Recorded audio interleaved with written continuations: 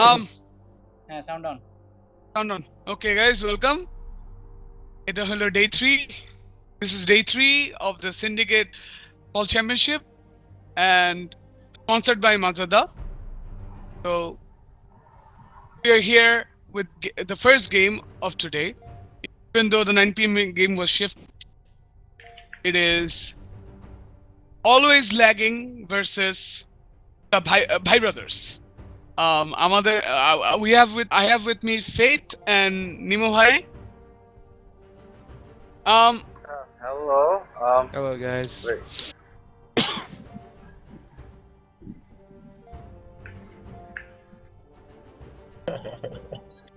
Why is it so quiet? Somebody was about to say something. Okay, let's just start with the bans.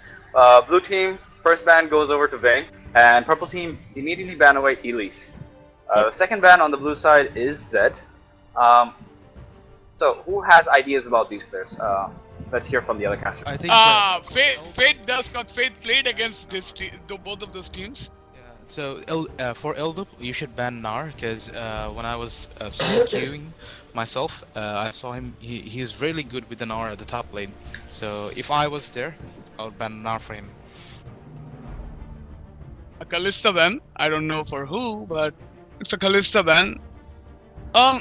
Fate, you played with both of these teams. What do you think about both of the teams? Well, from the team name is what? The Vibraders, and another one is Always lagging. always lagging. Time for some trash talk. Yeah, the ban 101. I was expecting him. I was expecting that he will do the ADC. So if he do ADC, I guess it will be hard for the Vibraders. And for the Vibraders, I think the versatile player would be the Elnup. He might be the game changer for them. And see the Rise ban. I know did play, a decent Rise against a Renekton. I think a Garen. Yeah. Yeah, Garen. So against Garen, I would say you can't judge it properly because Garen is obvious fuck. Yeah, too much OP. So you just can't judge it properly that he played good or bad against against Garen or something.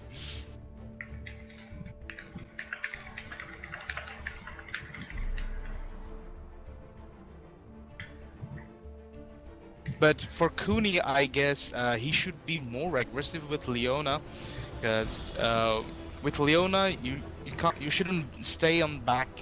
You should do more engage, more focus on the ADC, so your team ADC can pick up some kills. Yeah, more importantly, it's his name. You have to be like, you have to be consistent with your name.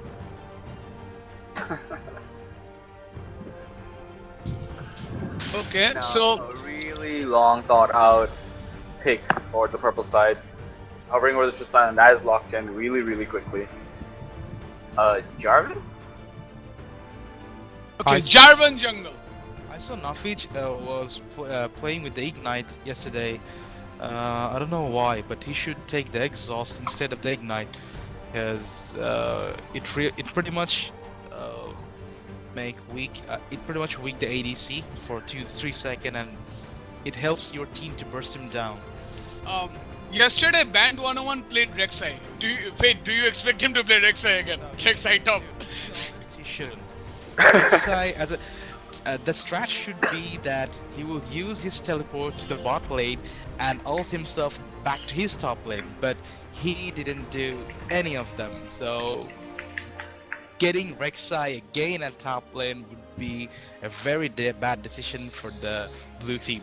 I would expect him to play ADC because he's the most two champion is the Caitlyn and then the Jinx. So if he takes Caitlyn, I think as an early game advantage, he can pretty much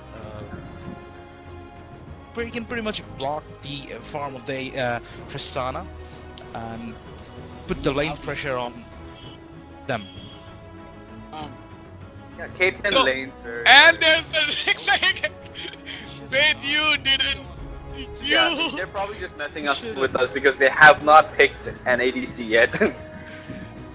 From That my would be a prediction, I lovely would say team he will That would be a composition. win. I have lovely no idea pick. what they do with it, Duncan but that stop. would be fun to watch. But I highly doubt these picks are gonna be going User through. joined your channel. I I guess he is going to pick up the Caitlyn, as the Caitlyn is open. Caitlyn, there might be Caitlyn. I don't know what will happen right now. User 'Cause, left your channel. you know, User it's in your channel really, timed User was moved out of your channel. really interesting to see. Yeah, he's going for that Caitlyn, and Hashirama is going for a Veigar. So probably he's going mid, and the Lulu is going top. Interesting. One side has double AP, and the other side we don't know I yet. told you, Slayer, he's going to pick up the Caitlyn. Acha, Caitlyn against Caitlyn is Tristana. I'm pretty much Caitlyn can User Early entered game- your poke channel. the. early game advantage. He should poke. He should he should capitalize the higher range than Tristana at the beginning of the early game. So it's a good pick against Tristana if they want to finish the game at early. But if the game goes more and more into the late game, I think the purple team User has a joined your better channel. chance to win. Okay. Nemo bhai, are you here or did you lag out? No, I'm back. I'm back. Okay. So we see an Oriana pick. Interesting. Oriana's lovely with an Olaf who can use the Ragnarok, run with with Oriana's ball on top of her, and of course there's Alistair. And there's really Aurelia as also well. a delivery system, and if they want to be as crazy as a lot of Tristanas have been, throw the ball on Tristana, let her jump in.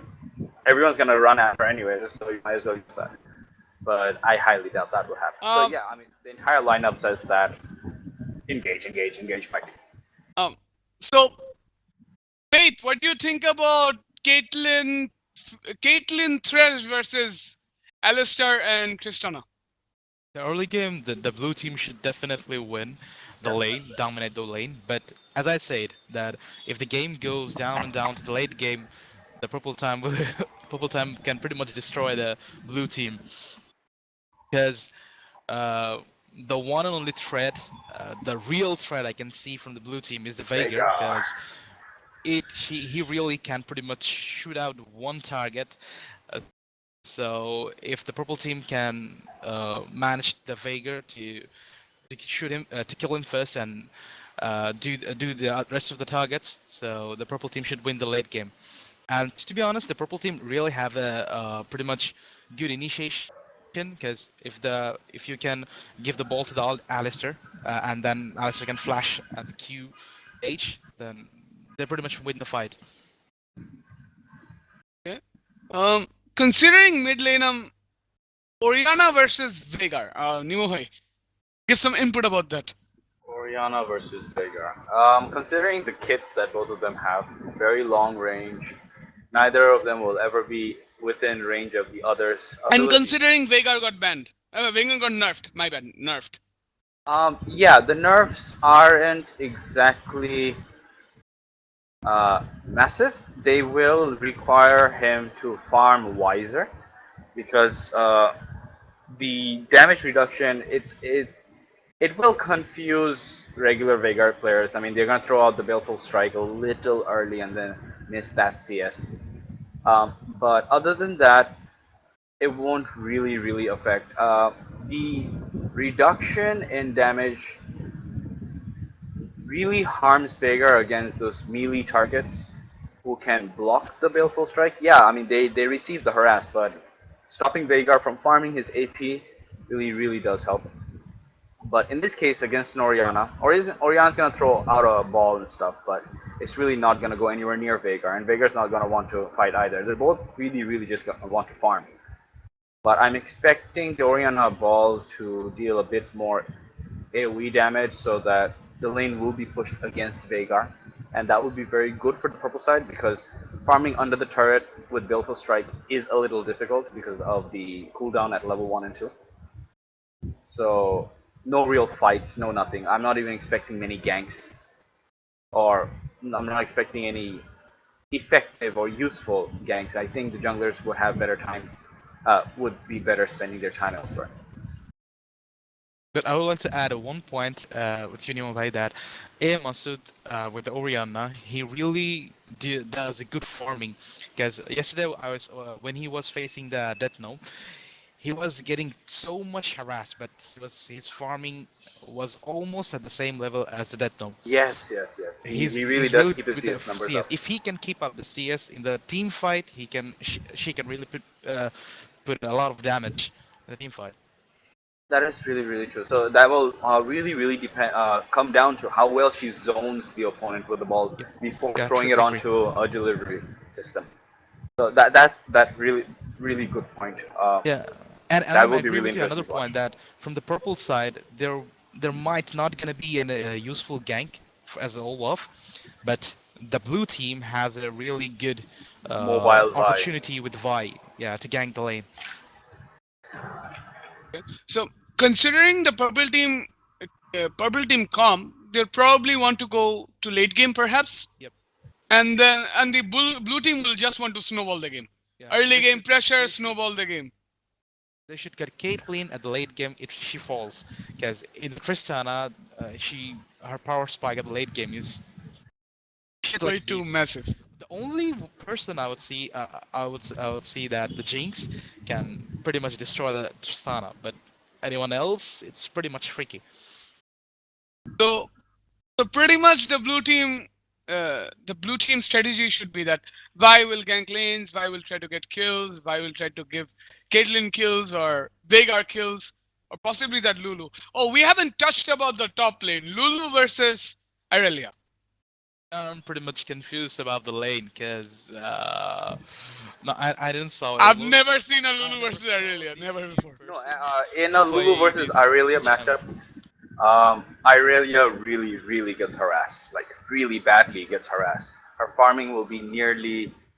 Uh, Her farming should be nearly um, invisible. She should not be able to farm very much because Lulu has the basic attack with her passive, a lot of damage there. She has the picks. She can polymorph Irelia if Irelia tries to deal any harass to her. Then there's a glitter land. There's just so much that Lulu can do to keep Irelia at bay. And given the fact that the purple side don't have a very gank heavy jungler, Irelia might have a lot of difficulty in the top lane. But one more thing, if the Veigar gets fed, you don't need to care. Veigar will kill everyone. It's pretty much GG. No, no, no.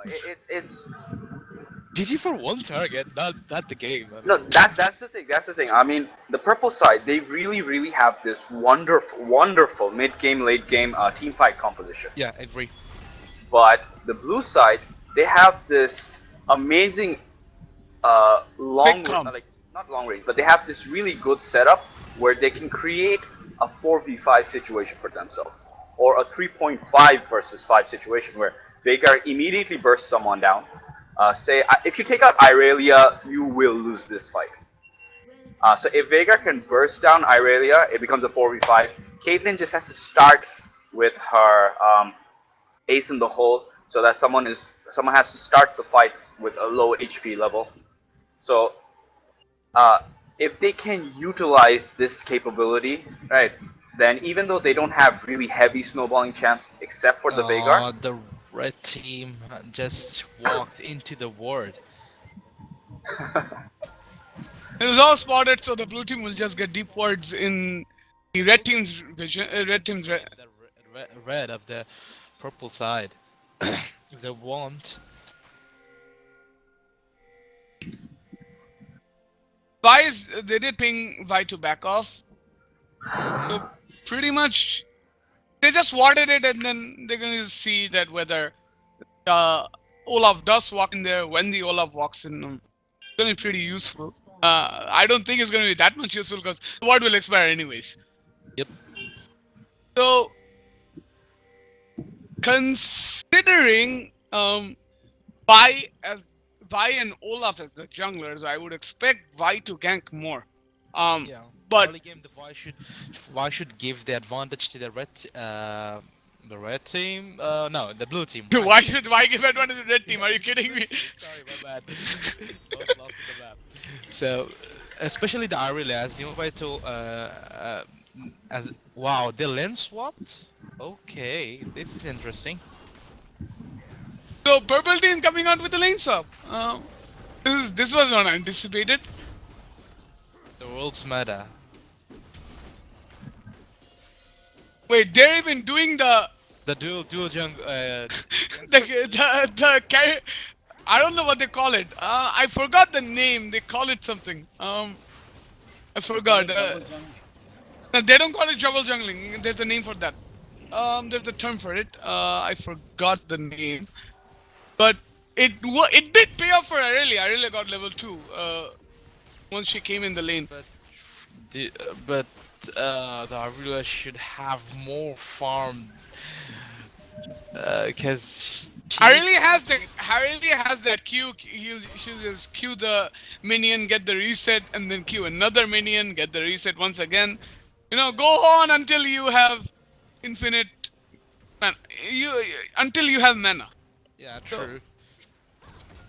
So this should definitely be an early turret for the purple side. Yeah, it should, because Tristana can pretty much do a lot of damage to the turret and the Caitlyn.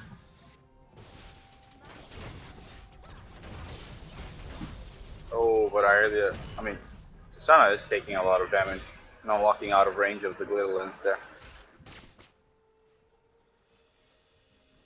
So Vi But I already did not on a anticipate. recall. But I did not anticipate. Oh, that was a good hook. That was good damage. Oh, he gets caught. The flash away, but that might have been the first blood. That's what I But say. but Aurelia did walk to that. Oh, that nice flash. Now, Aurelia did walk towards the trap. Walk towards it. He could have, moved a bit away perhaps, but he did walk towards it. So bot lane is pretty much the blue team is pretty much pushing in. Lulu is holding her own. That's a bit surprising. Lulu is still holding her own in the lane. Because she has the more like The glitter lamps. lane clear. She can clear the minions, as so the Tristana can't push the lane. But as I say, for the Aurelia, she needs farm to get the items, and she is actually the hyper carry for the mid to late game. So Why did get spotted? I guess. Alistair went for the roam. AM Masud went there anyways, and that was not the best ones, and they did flash away. not why. Wow. Why did Vi go in there? Vega was so far behind. It shouldn't. They should have just, they should have checked, and Lulu's taking a bit of damage, The Vi should have been in the bot lanes and take the turret. and Vi might be giving first blood here, and that's the first blood by Olaf. That was a good invade, but he was DC. That was a bad time to be DC, isn't it? Vi was DC'd. That was a bad. He was hitting the minions, and they couldn't. That was a touch unlucky. Was DC, so that was just like kill.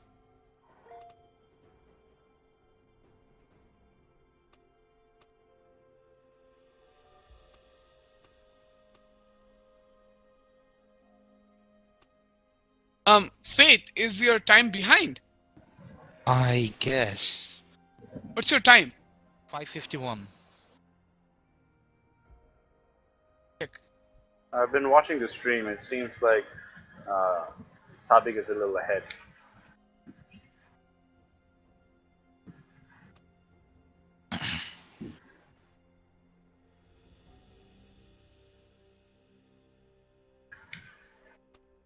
Hey, Mushroom, what FPS do you have on the game right now? Masnoon? Masnoon. I guess he's AFK. Yes, I'm here. Sorry, I was. Yeah, Is it? তোমার FPS কত দেওয়া গেমের? 25. কেন? It lags.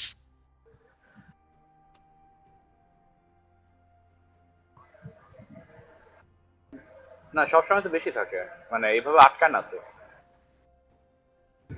স্ট্রিমে আটকা আসতেছে, মানে you can tell that frame.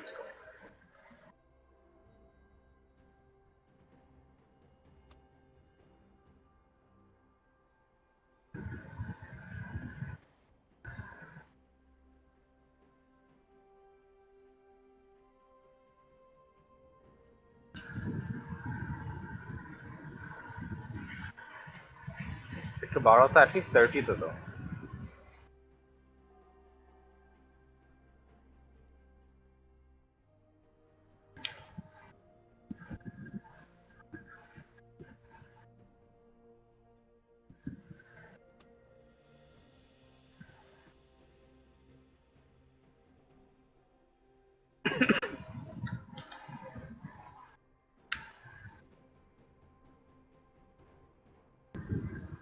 They're saying, "Oh Lord, oh God." Did you guys see? Did you guys see the comment?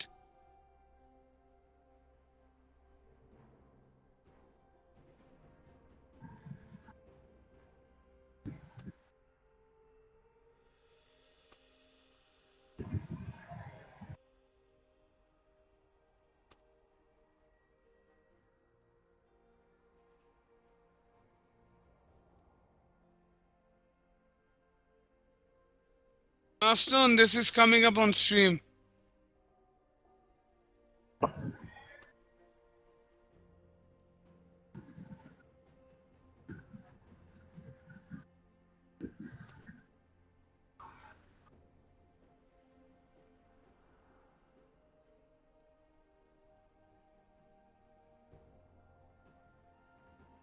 জায়গা দাও।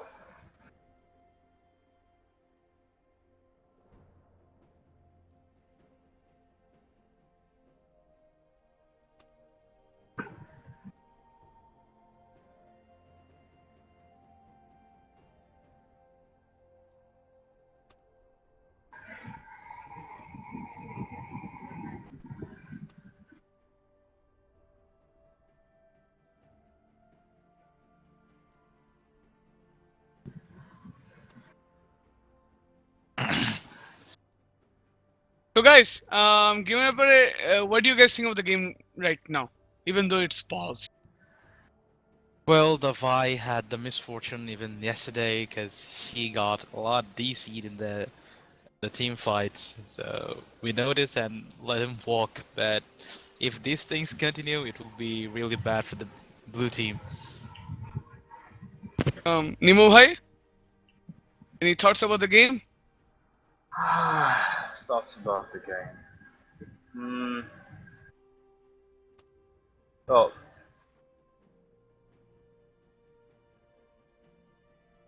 go ahead.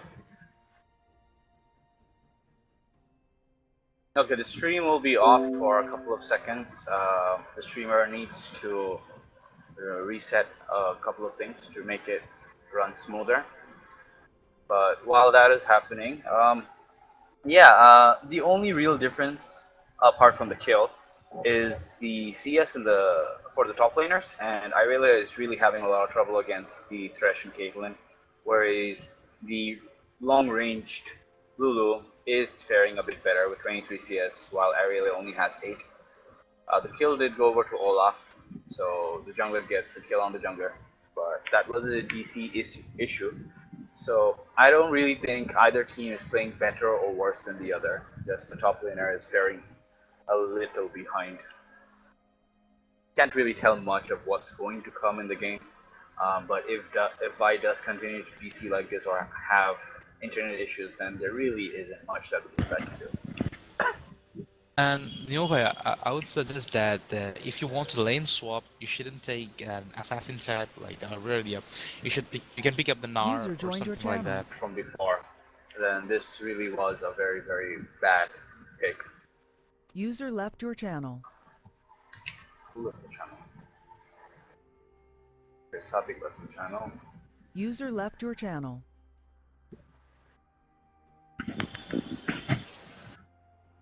Okay, so the Let's just stream hope for should the be coming up. best. Again, this is the first game of the third day of the Syndicate Fall Championship, sponsored by Mazda Broadband Internet. Yeah, the stream is back up, but the players are not back in. We're still waiting for the connection issue to be resolved. Yeah, Uh, NASA 101, I guess. we have been taking a look at the current standings, and the red side is 400 gold up Yeah, on the blue side, but that was just because of the first blood. first blood. Yeah, And the CS differences aren't really massive, they're fairly even across the board. Inter-lane wise, they are all canceling each other out, except for maybe the Lulu and Irelia matchup. That is the only real discrepancy in the game so far. mm-hmm. 8 minutes.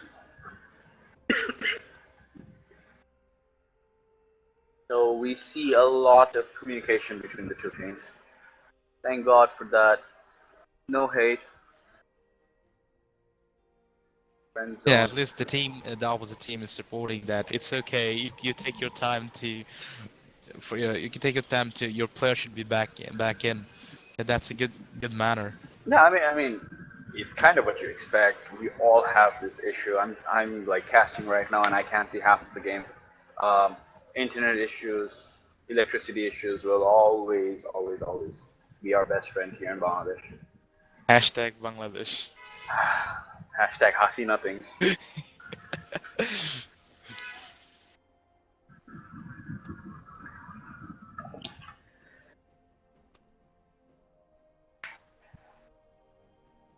Faith.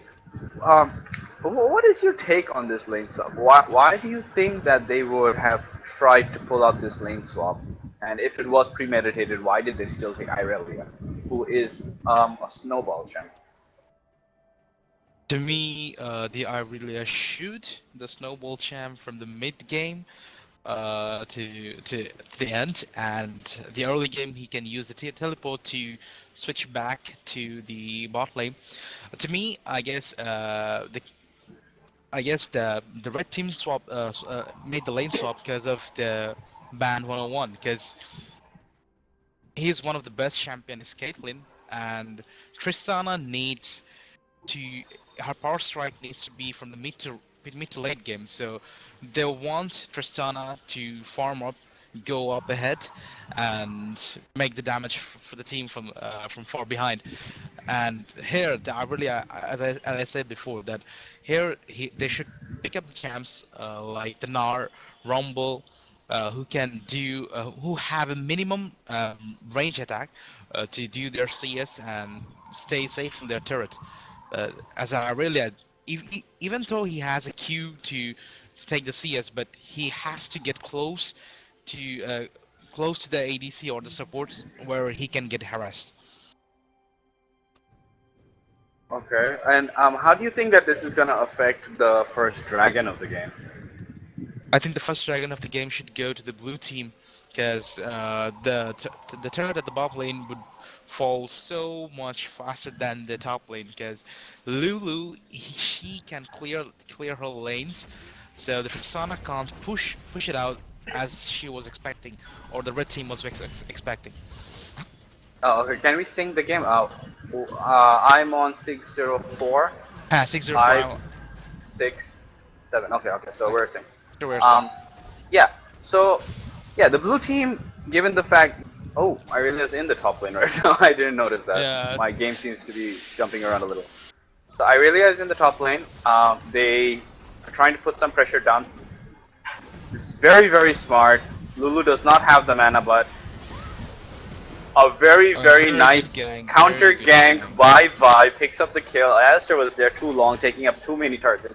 He did not need to do that. He just needed to engage the fight and walk away. But the good thing is that Aurelia got the kill because she was Yeah, really she far really, ahead really in the needs it. CS. She really need that kill.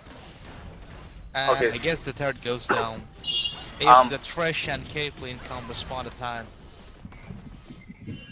And I guess it's gone. Well, a lot of pressure in the top lane, and I like what they did there. I mean, they noticed that Lulu was really low on HP, and my internet is I think gone again. No, I'm back. Yeah, so they realized that Lulu was really low on mana, and they made use of it. I mean, she can't really do much. No polymorph, no nothing. The pressure on the lane. Alistair did play that a little weak, and Vi, thank God her internet is fixed, managed to come in and secure a return kill. Exactly. So the Aurelia has to face the Caitlyn, the Harris of the lane. Yeah, so that first kill going over to Irelia is really gonna help her out. She is still a little behind. The goal difference right now has really evened out, even though the Reds. Oh, excuse me. Alistair is just warding, and Tristana has just DC'd. Again, another pause.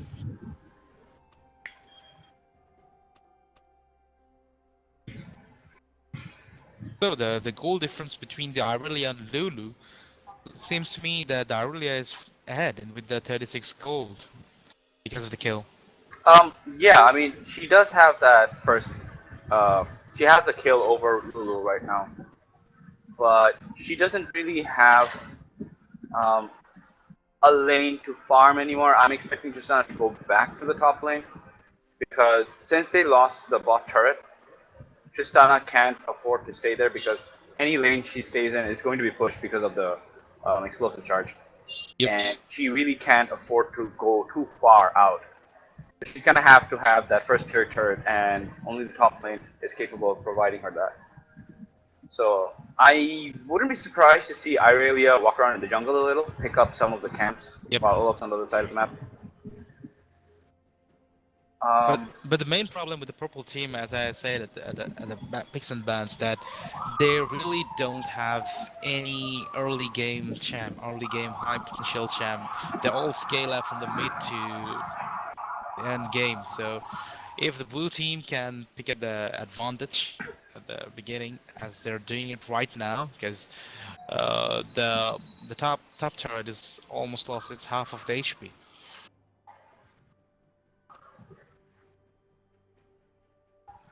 Who was DC this time? Tristana is gone. Oh, okay. You can't have a game without the ABC. You can't even have a game without the support, man. When So- it's Juju with the bro. I really think that this is a good time to set up around the dragon for the blue side. It's too early, I guess. 7:55. It is 7:55, but they have a Vi who has who went. What was it? What was it? Yeah, I mean she should have enough gold to start going for the health HP items right now. Right after she picks that up, they should head over to the dragon because the bot lane is the wave User is joined your channel. quite far into the red side bot lane. Alright, It's guys. a good opportunity for easy pickup on the dragon. Veigar is doing fairly well against Orianna. I was expecting Orianna to be pushing, but Veigar seems to have a couple of CS more on her. Yeah, 5 CS ahead. Alright, guys, I got DC'd. It's okay. Bad Hasino, life. man. Hasino. It's not Hasina OP, it's my rig that is OP. It just crashed. Nice. But still, we have to blame someone. Always point fingers. Always point fingers. In this case, Hasina is only blame Dell, cause Dell made it. Blame Dell. Why does it? I just heard a double Nice. strike, and the game is back. Well, it's counter damage. Wow, so much damage is dealt onto Caitlyn as soon as the game resumes. Alistair had the right idea there, but Oriana was really out of position. So that gank really roaming support doesn't do Tristana much. having some free farm at the bot lane, Yeah, but Tristana's farming, but they are losing the top turret right now. the Aurelia is Oh. getting so much pressure from their bot ADC and support, and the top lane. Wow, everyone is at the top side. The blue side really won this turret. The red side really don't want to lose it right now. And the mid lane is, yeah, zero ganks so zero effective ganks so far. Farming continues. They're both even right now. And as Tristana you did can push see, up the lane Masood, too far. Oriana just almost came up with the equal CS. It's pretty much good with the farming with the Oriana. So Veigar has an additional 42 from the Veiled Full Strike right now. So he's doing pretty well. He's doing pretty well. Yeah, I'm expecting the top turret to fall in a while. It only has about 159 health left. Tristana should be able to clear this wave out. Give the top turret about 2 more waves before Caitlyn's able to take it out. Now Lulu's just gonna... If Lulu plays this smart, she can really freeze this lane and Yeah, as long farm as she there all wants. day. Yeah, she Yeah. needs to really clear out this wave so that she doesn't lose the minions to the turret. But she really has a golden opportunity to freeze the lane wherever she wants, as long as she manages it well. And that is really gonna cost the red side. Masood DC? Oriana DC? Why he's sitting on turret? Okay, never mind. So yeah, I mean, as far as the excuse me, as far as the ADCs go, they are really even.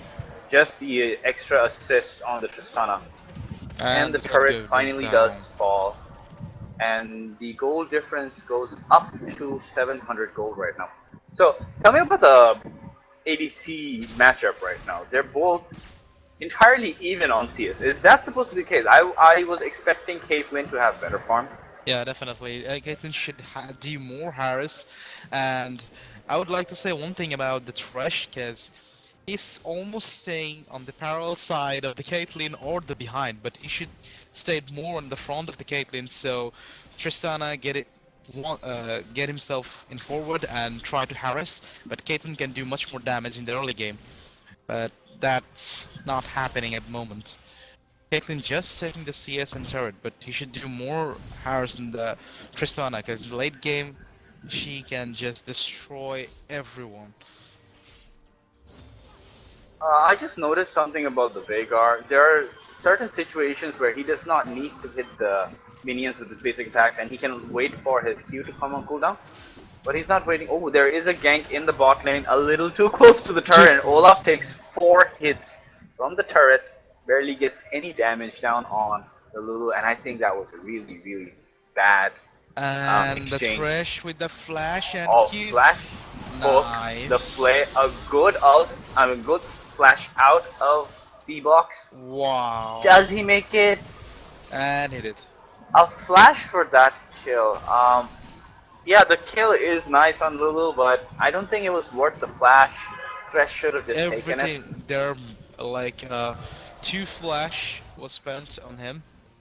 2 flashes spent 2 for flash that and kill. exhaust. That's Well, a the 3 exhaust summoner is, spell. yeah, the exhaust was put down as well. The ult goes down. Okay, A looks lot like spent for 1 kill. But they do they do have the relieve a dragon. lot of pressure from the bot lane and Dragon the has- dragon. And why would Irelia TP on the top side where he can TP down here? But may have the dragon. Oh, actually they don't have any vision. There's just too much pressure right now. I mean, she just went down. She doesn't have her flash. TPing anywhere near the dragon right now would have been a bad idea because Olaf wasn't in position. Alistair came in a little late. The only person who could have really supported her was Oriana, who was a little low on mana.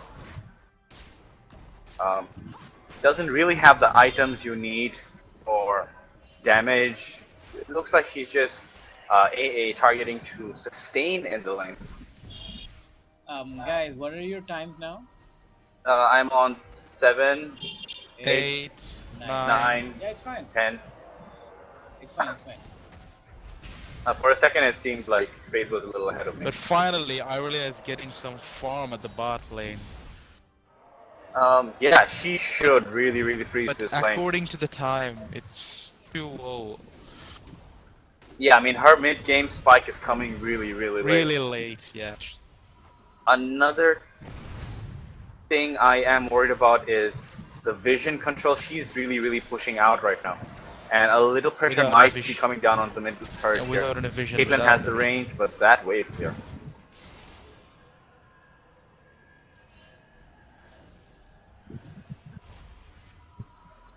Tristana is actually a level ahead of the Caitlyn, and about 10 CS up as well.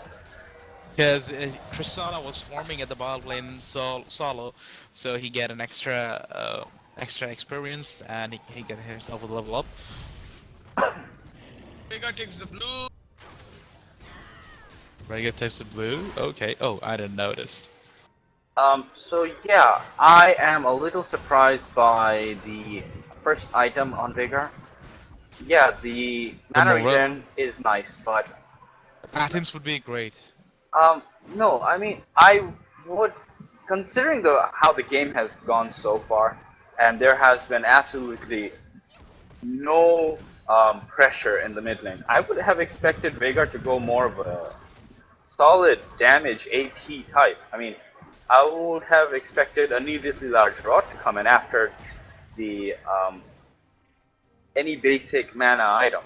Like, even if he had gone Chalice, then he could have gone straight into the... Ooh, a lot of damage. He goes out, but the hook misses. So yeah, he could have gone Chalice and then gone for a needlessly large rod, sorry, and targeted at getting an early Rabadons. It really helps with the Baleful Strike as well. But he seems to Veigar be is playing too for a much mana sustain hungry. right now. He's really out of position. Olaf just running in that direction. Blind as it is, but Olaf does have the right idea in mind. But that minion really gave away the movement on the map. There's too much going around the map without any. Yeah, there is a lot. Oh, that is a That's a good- very risky dive in, but Veigar's in a really good spot. No one is helping Veigar Five right goes now. in there. Veigar. And that Ragnarok. Olaf will be taken down. Kill. Okay, so Ragnarok goes down. He manages to escape all of the CC, but he does not have any damage. Oh, that alt fail. Shockwave came in so incredibly late. That fight, that was a really bad engage. Given the fact that they didn't know who else was there, but it did work out for them in the end. They pick up A lot a of kill, damage. and the hook pressure lands on you. Tristana. Even though it's under the turret, that's a lot of damage. Wow, nice pickup by the Caitlyn. So very nice hook. Tristana really should have seen that coming.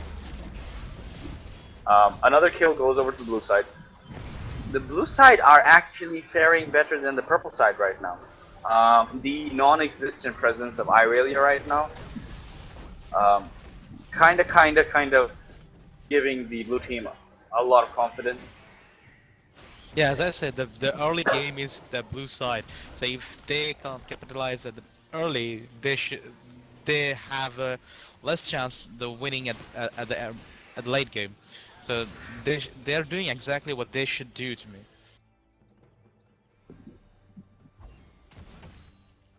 So far, yeah, the blue side are playing according to their strengths right now. From what you've seen so far in the game, Fade, do you think the purple side will be picking up? Because the last two engages within the last 3 minutes or 4 minutes, they weren't really like the best engages. It was more the purple side were out of position, or the purple side are making mistakes. What is your take on what the purple side is doing right now? Well, I guess they got confused because they had less people around the riverside, so they were just doing random team fight. But I guess if it was like a 5 versus 5, then they might have a better chance at the mid to late game. But early game, they should be really careful about what they are doing right now. Olaf is at the bot lane, camping, waiting. Aurelia comes down as well. Arula shouldn't stay at the bot lane. He should go to the top lane and take some CS, because she is really far ahead. But actually, she's not. Ahead, I mean, behind. like behind. Sorry, 81 CS and At 18 18 minutes. minutes. It should be at like 120, 130. Be nice. She did just pick up her Trinity. Triforce. Yeah, now she can do something in the lane, some damage, counter damage. Yeah, as far as Lulu goes, if Irelia is caught by Lulu in the top lane, that catch will quickly turn around, and Irelia should be able to put down a lot of damage on Lulu, if not pick up a kill there. So I really think that this is the start of Irelia's game right now, Yeah, and agree. they really just need to give her a few minutes to compose herself, push out the lane, hold her TP. And three people of A the dragon within the next 2 minutes would be okay. If the purple side just lose the dragon, this one, if they just let it go, but if they catch the next dragon at the 25 or 25, I guess 6 minutes, right? So 25, so they're going to have a better chance to win the team fight from the 25 to 30. Any team fight among this time will be go to the favor of the purple side to me. But now they really should farm. This farm at the top lane. Yeah, so this dragon should really just easily go over to the blue side. Even if the Blue purple side. side don't want to let it go, it'll be easy because who is that? Tristana is recalling on a ward right now, and they spotted three people on that ward. People on that ward. there are 3 people on that ward, so they know the positioning. But Tristana is recalling. That means that But their main damage dealer isn't there, and they know where Irelia is as well. Another thing is that the purple side have only one sweeper, which is not upgraded. That should be done by them. I mean, like the jungler should also Yeah, the jungler switch to definitely should the have it. red one. Tony is level 7, so he So a can't fight might be upgrade, breaking out here. and they, Oh, Yeah, and that was a flash. Okay, they a lot of should- that was a very nice engage. Honestly, that was a very that was nice very engage right nice now. engagement. Irelia came in very late. Kind of be going against them. Olaf is in the middle of a lot of damage right now. I really had no business going in there after seeing that Tristana was caught so quickly in the Vi of the threshold. 3 pickups go over to the blue side, and that is a really easy dragon for the Dragon blue side for right the now. blue team. As I said, that they should let it go, this dragon. They shouldn't fight for this one. But the one with the 25 or 26 minutes, they might have a better chance to them, because their power striking start from the mid game. Okay, excuse me, I'll be back in a bit. I have a little issue. Okay. So we see, the purple team just should not have engaged there. Irelia should not even TP'd there since she would have seen that Tristana was caught. Tristana took a lot of damage. Yeah. Irelia shouldn't have even come there. Should have just been in the top, split pushing the lane, getting some. Yes, that would have been helpful for them. They'd lost the dragon anyways. Yeah. So, The purple team should give some room for Irelia to get her CS, get her items, to make the game to the 25 to 30. But and this is an engage, and that was a hook, and that was flash out. So I guess he'll be safe. but still, I guess the big turret will be gone, because 5 people's at the mid, and Caitlyn can do a lot of damage from the distance. And that's a hook on Oriana, and Oriana just gets. by Thresh.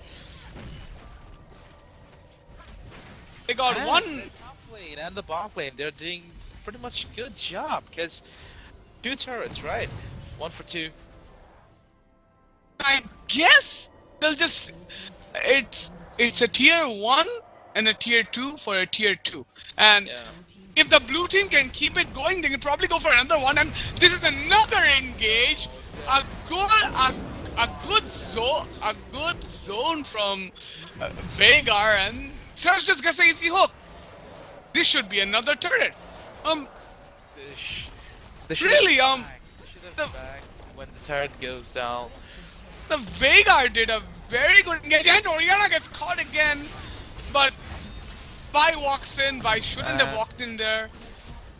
Back. Wow. Well, See with the Ragnarok. they Using the Ragnarok. I guess the purple team really they should be careful. Veigar has that stun, Veigar stun anyone, and if Thresh is in the vicinity, Thresh will just get an easy hook. And if Thresh gets a hook, Death Sentence is in place. You're dead. You're dead if the damage is there, you're dead. Pretty much dead. And to be honest, I didn't saw the purple team doing the total, like the 5-man team fight. They're strong with the top 5-man team fight, but it seems they're just come one by one. I think there's some miscommunication problem with the same. This is what we said in the game before. Before the game started, we said blue team will focus on snowballing the game. Yeah, They're doing just that. They're doing just that. Because that's their combo. Look at that Veigar. The Veigar already has Needless has drawn, going for the death cap. Huge a lot of damage, man. A A lot lot of damage. I'm not seeing the Veigar yet. They're not showing the Veigar. I'll probably go to the Veigar. Let's see. The Veigar has about 151 bonus AP. That's like 385. Like 385? No, never mind. Oh, let me check. 422 AP. That's So- a lot. That's a lot for the 23 minutes of the game. And just got the death cap. 602. She can melt down anyone. It's like they're doing like this. Oh, we're gonna kill you off now. Oh, Veigar has way too much damage, and Lulu is scaling. Lulu has that Rod of Ages. Lulu is scaling with the Rod of Ages and has an Aegis Rod can go anywhere. So, and Caitlyn has an Infinity Edge and a Phantom Dancer. Yeah, I think he's. They got all their covered. They already got their bases covered. Wow. And then Aurelia just got caught there. Aurelia's just gonna die around there. It's just a blue. Just a blue, man. Just a blue. That's a lot of damage from Caitlyn. And let's say the Caitlyn can do a lot of harass from the early game, and that's what she's doing. It is not the early game anymore. It's the mid game, man. And Caitlyn is doing so much damage. She's so ahead, 505 with the 161 CS. Look at the Purple team did come up with a positive play in the early game, going with the lane swap, but it did not work in their favor. He went too far behind, and Alistar just goes down. No contest, and I don't know why Aurelia even went in there. And the fail. And that failed shockwave, they went in. Lulu with the ult is just disastrous. It's just so much damage on the purple team. So much damage on purple. The blue team played so well on their comp. So much damage. Just now they can just take an inhibitor and then roam towards the mid one. So it's just one inhibitor turret and 2 inhibitors. The purple That's team it. should have played with more patience. They shouldn't give so many kills, so many cocky plays at the early. They should have been waited till the mid game. So because from the mid game to late game they have a very good chance. But they did so much, so many throws, so many giveaway for the blue team at the early game. So I guess it's going to be so hard. So this is their 3rd dragon. Alistar got caught in that zone. That's a lot of damage. Flashes out. Alistar flashes out, saves himself. And And we can see the purple team, the blue team is getting pushed by the minions at the top lane. yeah, and let's see the goal difference for individual players. Crash, let's start with the top lane.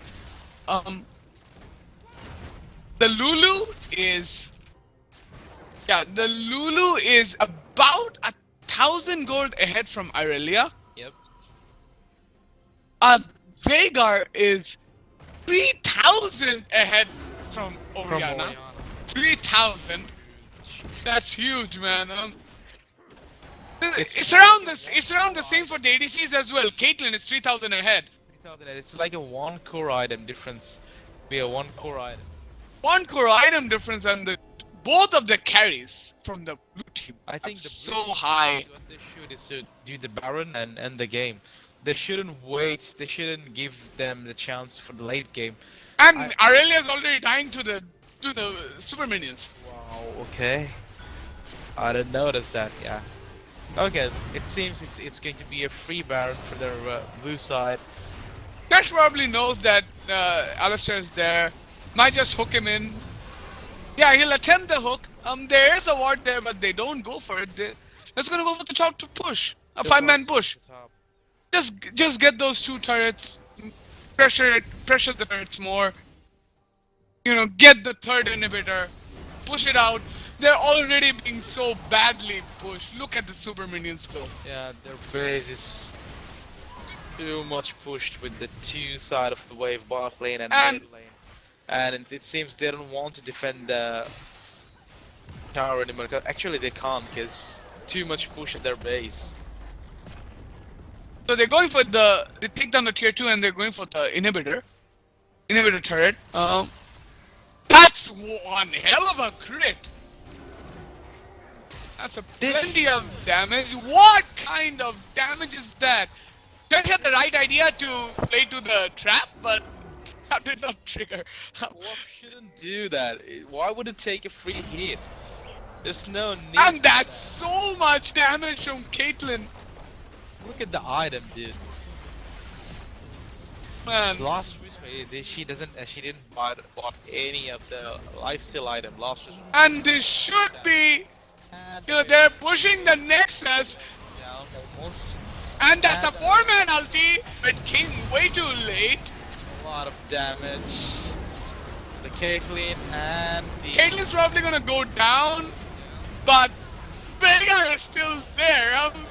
Vhagar is and so much damage, and that was And the blue team, I guess. just come out victorious. It's GG, and they did what they had to. That was a good game. Good That game. was a good game from the blue team. The purple team played. They played a bit reckless. They should have played a bit more. They should have played with more patience. They should have dragged the game for the mid to late game, but I guess they just met with their fate. Yeah. So, guys, this is the end of game 1. Game 2 will be coming shortly. Stay with us. We'll be back. The stream will be off for a bit. We'll be back soon. Thank you, guys. Thank you guys. ওটা ইয়া করতেছে config করতেছে একটু time লাগতেছে sorry আচ্ছা আচ্ছা ওকে Okay, okay. It is started maybe. দেখতেছে Started. Status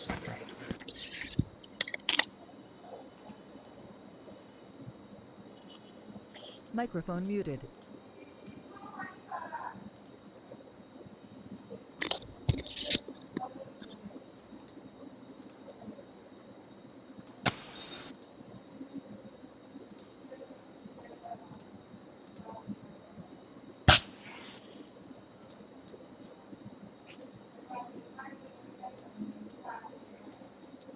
Microphone activated.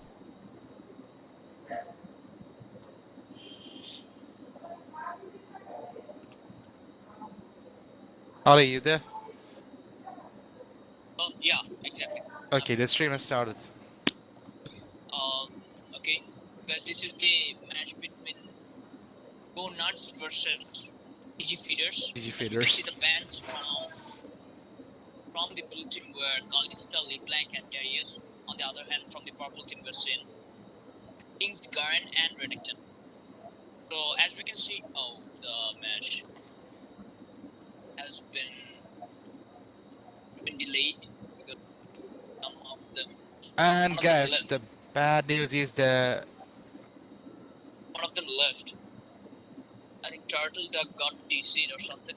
yeah Microphone Turtle got muted. DC'd, so the picks and bans gonna be a game, and I think guess User it will be joined the your same channel. as the right now. Bro, The stream, the client is not centered. Okay, client okay. to center karo. Not just the client, the entire screen is not centered. Is Microphone it okay now? activated. Uh, Wait, nah. Just wait. go to the stream. Go to the stream. You can see what's going on. Okay, okay, okay. I'm checking this. You say User left your channel. Okay, this so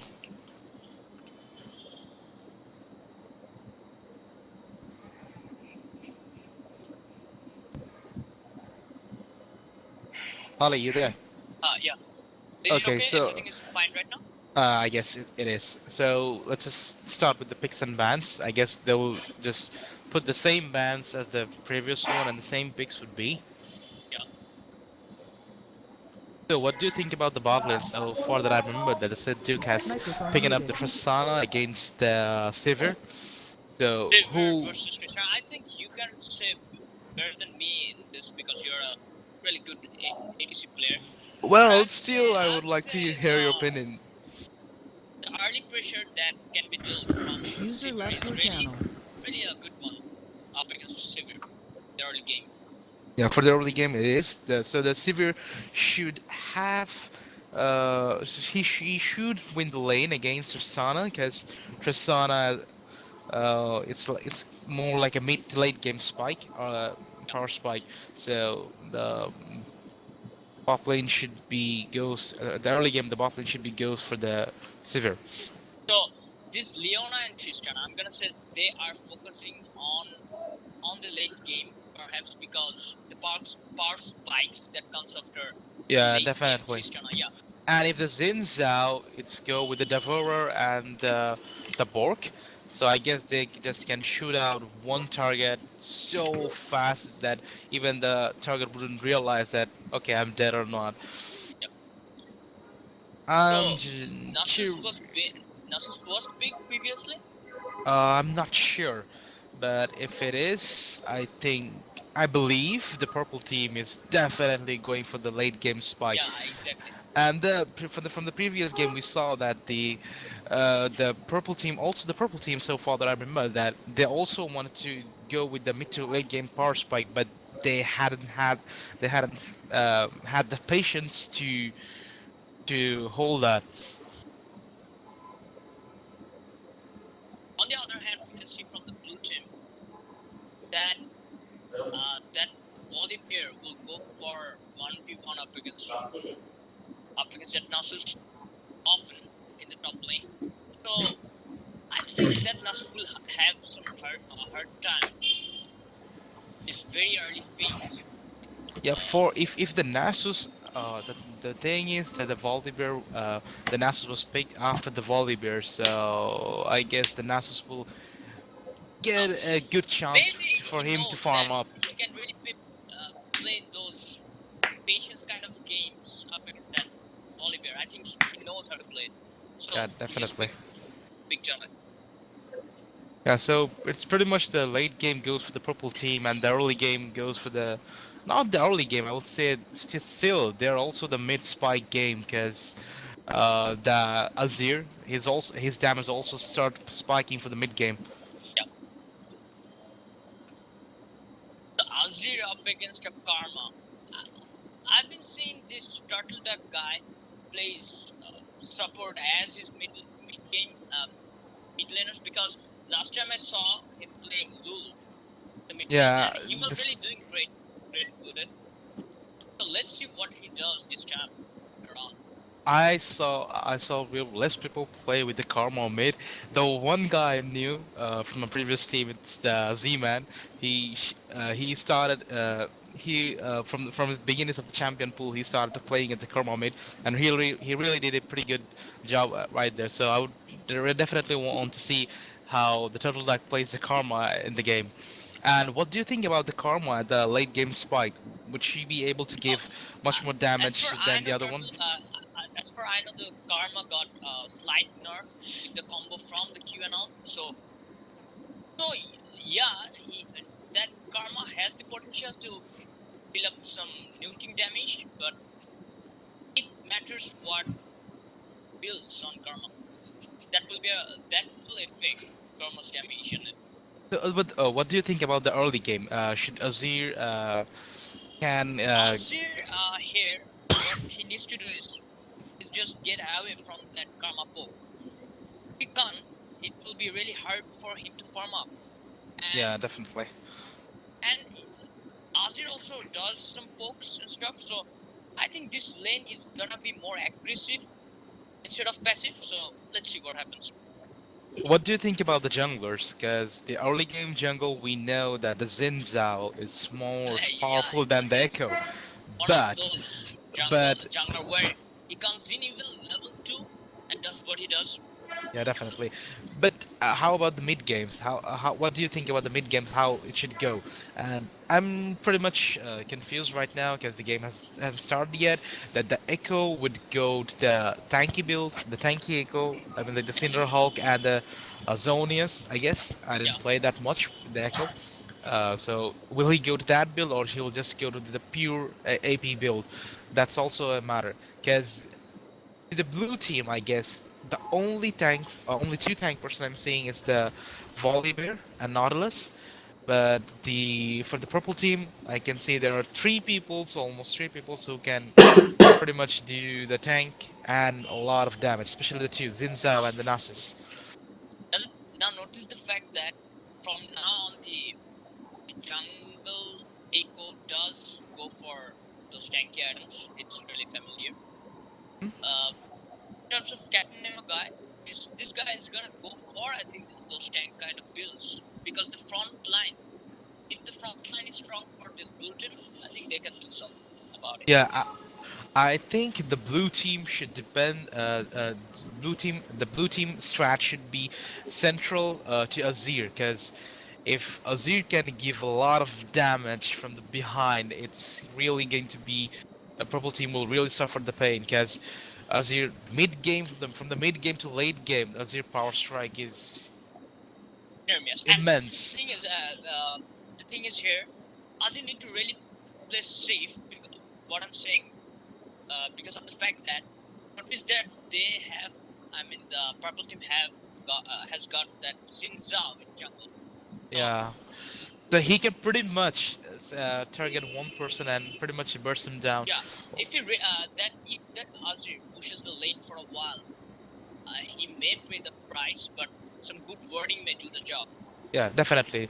If the echo and if the echo really helps him on the warding side of the river and the ward and their enemy red side and blue side, so the Azir can really farm some safe and do his job at the late game. So to me, from the uh, for the wait,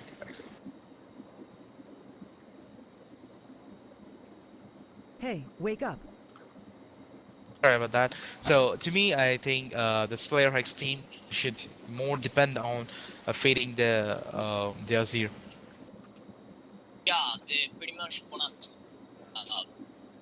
focus on the Azir because they know the damage from Azir that comes after the mid game gonna be enormous. And uh, yeah, and the Nautilus ult will also help for Azir to deal some extra damage, and the combo from the Azir will have a great impact throughout the whole team.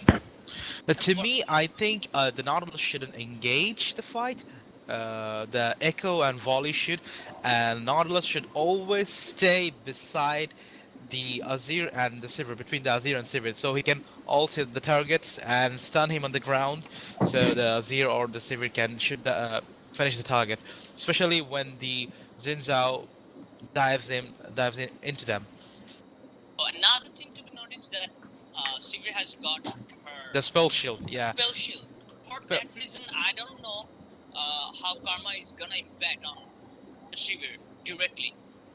yeah, I think that Yes, yes, but Sivir yes. has more kiting potentiality than Azir because she has ওটা also জায়গা হতে the যাবে high mobility, flash, and her spell shields, where the Azir has only has the two things, which is the dash on his soldier and the flash. So I think the Nautilus should stay more close to the Azir. So as we can see, the game has already been started. Got it. It's 31, 32 seconds in the game, and there Echo and Volibear going for the jungle. I think it's There's just an going to be at the usual start, like other games. No lane swap, no trying to counter jungle, and Zinzao standing on the ward.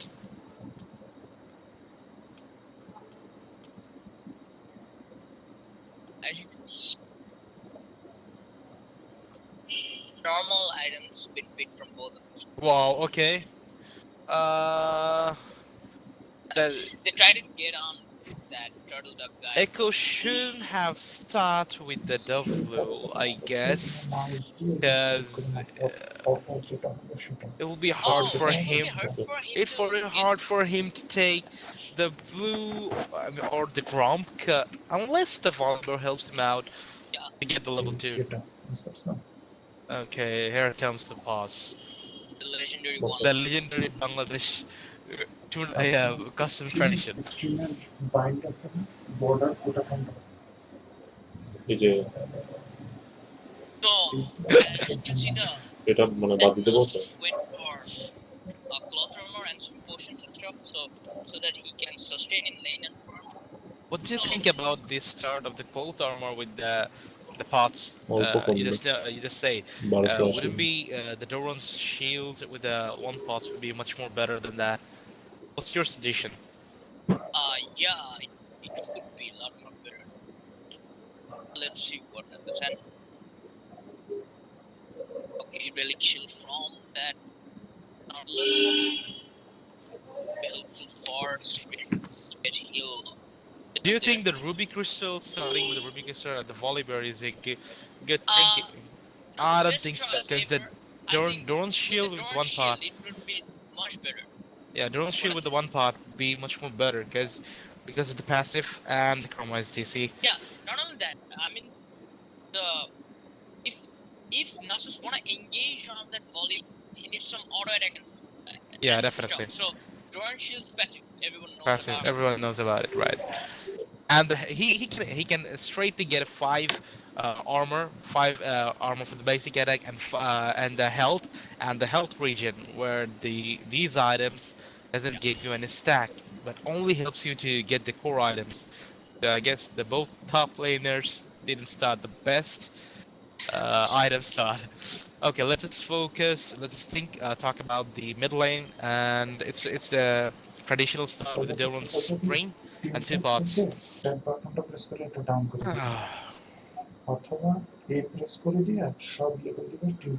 What do you think about Zinzao? Will he try to invade the blue team jungle? He will. I mean, আচ্ছা আচ্ছা he can. He has the potential to do that. আচ্ছা And if the blue team is really aware of it and works really Defensive ward on the river, Yeah. right? that would be fine for them. So who was DC from? It was the Karma. Karma was DC. Oh, okay. Turtle deck having some problem. The same place you guys live. Almost the same area.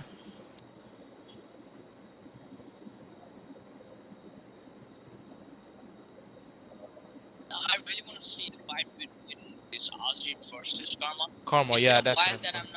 that I'm not seeing this kind of Yeah, battles. Karma is like it's been a while that I also didn't see any Karma at the mid. So far that I see recently, if you want to say that recently, it would be at the bot lane as a support. But Karma as mid, it's long time ago. and especially after that nerf, right? Oh, what was the nerf? Can you tell me? I mean, the combo that you give from The I think ulti and the Q? Q and all that was reduced. Damage Oh was man. reduced. So getting that point, you need some good builds and penetrations build to get into that. So, what do you think about the Karmash build should be for the match and the first item and the second? I think most Karma will build a Morlin on a Mikant as a first build, and followed by Baron or something. Okay, So I really have less knowledge about the mid laner. Why not Athens? Because it will give you a magic resist and yeah, of mana course, but regeneration and ability here power. the thing is, the Morlin on Mikant gives 80 ability power instead of 60 from Athens and all again. Yeah, So that's one thing. and even though you've got a less amount of regen and resist, but for karma you need that, and the passive from model on the beacons, the regen, it stops the regen when the health from the enemy comes Oh, about okay, 50%. 50%. okay. So it will be better as an offensive mid laner. You should go for model on the beacons. Okay, so if you're an offensive player, then you should pick up the Morello, and Yeah, if you're a passive type, then you should go for the Athens. Athens. Okay, so the first item should be from the Karma is the Immortal Mimicans, and the Azir should go to the Nature Steward. So far that I see in the worlds, the Nature Stewards, Robin Hat, and so on. A really popular one. Okay, they're So, ready, I think. okay, yeah, I guess the match will get started right now. Those balls the game. Okay, let's just focus on.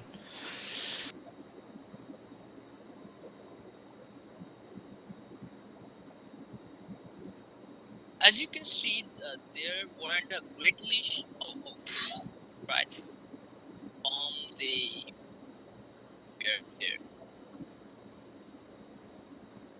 Nemo is Nemo is having a having bad some time time with the blue taking the blue. So much damage taken. Let's see about the bot lane and oh, also I think Tristana. going for some jobs because there was a trade and I just missed that, but the health from the nurse was giving me an idea where Volker Oh, has I initiated didn't saw that trade. Okay. uh, I Gavali is going to be very aggressive on Nasus because if the Nasus, wow, fast blood from the bot lane. and yeah, you have to deny Nasus farm, or else you know what kind of damage capable of.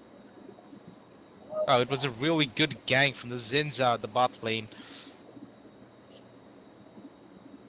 My game just crashed. I'm connecting again. Oh, sure, On the take your screen right now. time.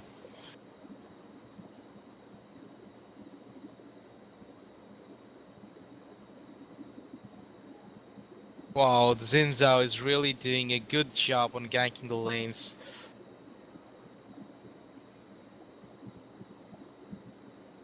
Oh, a minion has slain Nemo Bhai.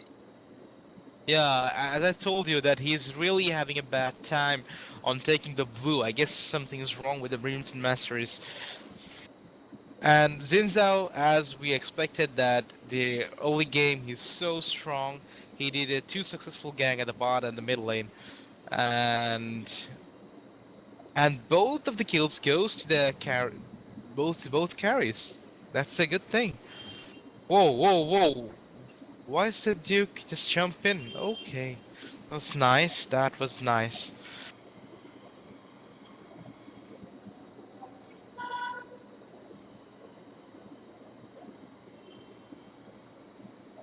What's your time? Right now? 445, 446, Oh, okay. 447. It's here 450 and 53. Okay, it is. That Duke is playing so aggressive on the bot lane. Yeah, with Tristana, he's playing aggressive. It's kind of new to me. This is something which we didn't predict, but it seems he really have really good confidence with Tristana. Okay, right now, what I'm saying that Jinzhao is having an attempt to do a gank, but his lane is too pushed. Yeah, the So top he's lane is just too backing it much up. pushed that he can't gank. But he did what he had to because two ganks at the two lanes and both carriers got the kill. Okay, so Jinzhao is doing a really pretty good job, just Yeah, roaming down definitely. in all the lanes and making sure to get the early advantage that you should get with a Jinzhao. Yeah, definitely. Okay, so seems like the Turtle Duck having some mana issues, but he really poked down in that way, and now Azri will do the same. Yeah. Yeah, the both are going. FK Mendes, as you can see, he's too low on the. It's going really. They're getting a real pressure in the bot. Yeah, they're really getting pressure. But oh no, the Nasus could the Really, Nasus be able to pick up the kills oh, and hit it with the bite? that was the 1v1 potential from Olivier, and Yeah, also Clever's. the Nasus shouldn't pick up the fight at the early game because everyone knows he's too weak at the early. He should wait for the late game power Olivier has that spike. passive. Oh, by the way, here Jinja got the kill from Yeah, from the Azir, the he picked the Dazir. Azir. So Xin Zhao is really doing good job on ganking the lanes.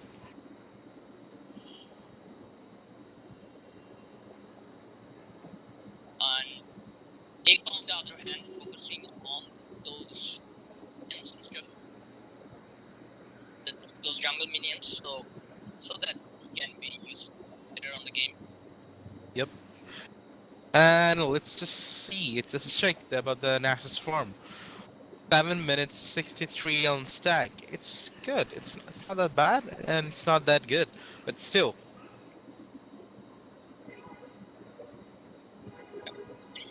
Oh, So that's a lot of damage dealt by the volley bear.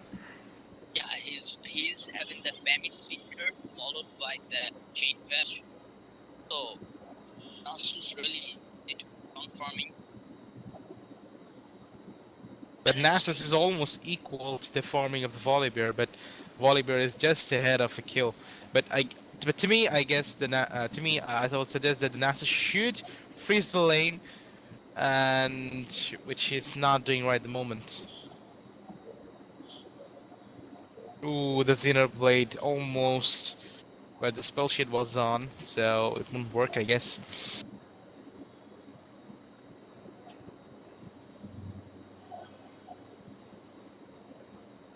uh,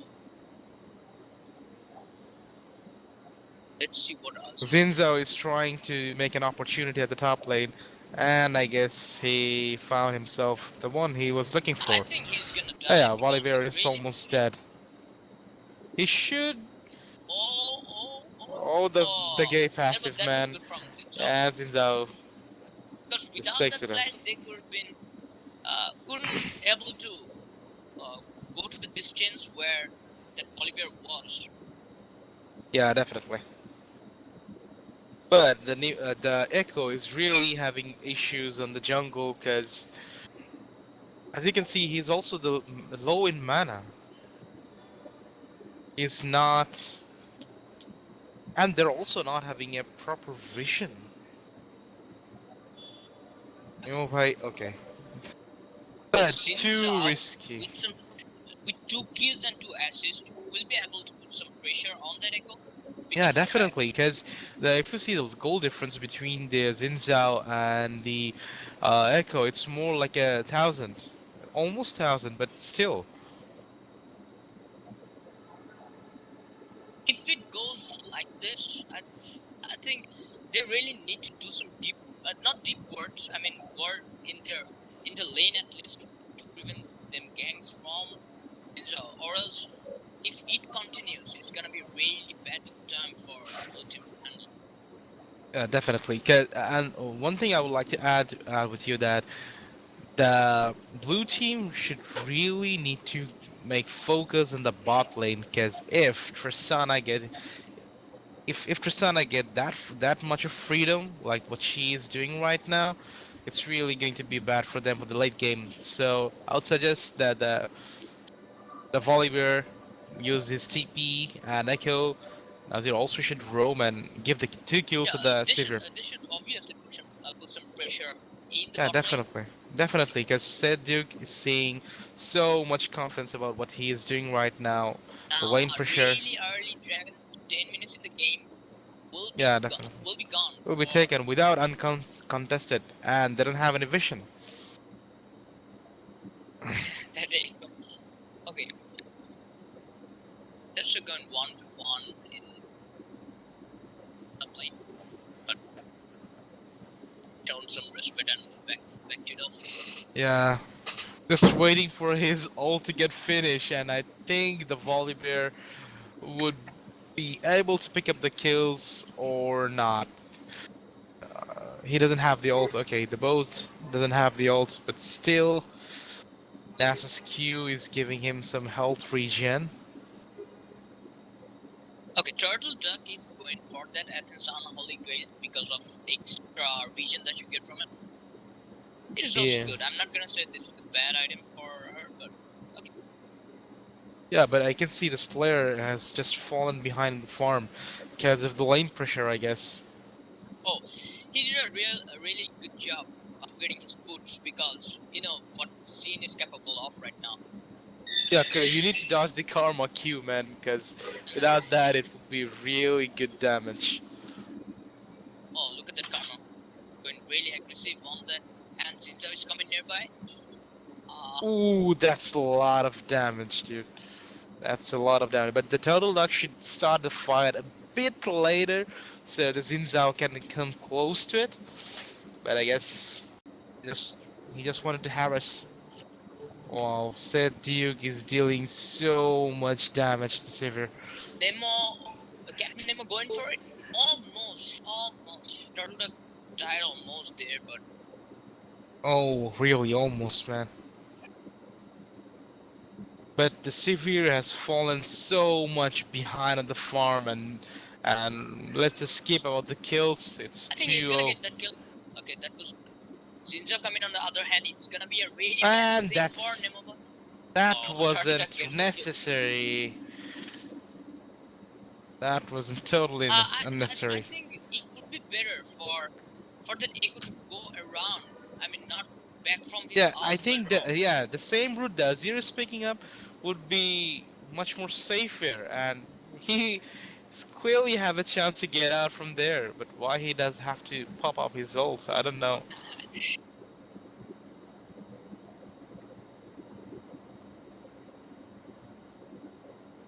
Well, let's just let's just see the stack of Nasus, how well farmed he is.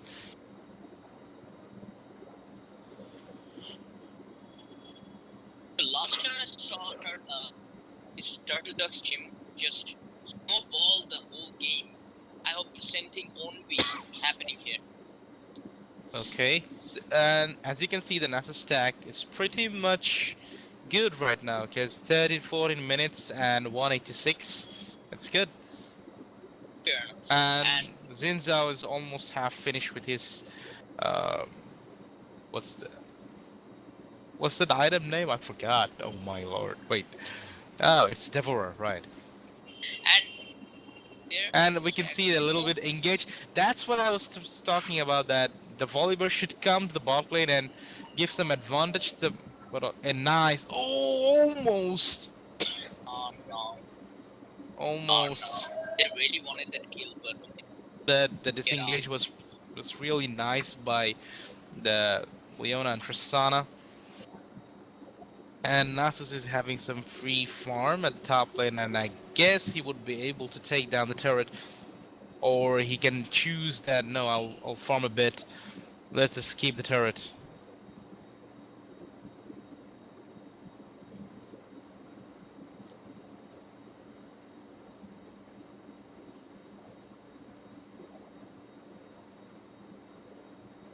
Get him? Okay. Oh, FK Man is in trouble right now because this dude has so a much huge enormous damage, amount of damage so to deal. much damage. And I think Christina shouldn't use his ult to send back Nautilus to his turret. I don't know why he did it. He could have just get two Kill kills him. there. He can kill him if he wants to. The lane phase, what I expected from bot isn't happening. Yeah, we It's both happening. expected that the F commanders will dominate the early game, Notice but the fact that Microphone while activated. if the blue teams Nautilus want to initiate before that she will losing her health. yeah, Before that, definitely. even Guys, it's a really tough one for bot. what time are you How now? it's happening, I'm It's not sure. 16:13. If the stream is lagging, I don't know. Should I check? 16. Again. What's the time? It's to me it's a 16:25. I'm on. 25, 26. Okay.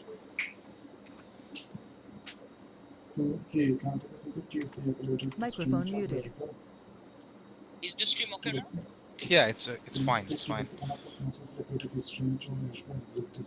লিখারটা চালবে না। Look at the farm, 276 in 16 minutes. Man, it's a huge advantage for Nasus right now. আর সমস্যা নেই এমনি হয়েছে Yeah. হয়েছে সমস্যা নেই এখানে সমস্যা নেই। Cristiano 3-0 with BF4 and static shift. And static shift, right? Next build is gonna be, I guess it's still gonna be Infinity Age. So Yeah, Infinity H and the boots.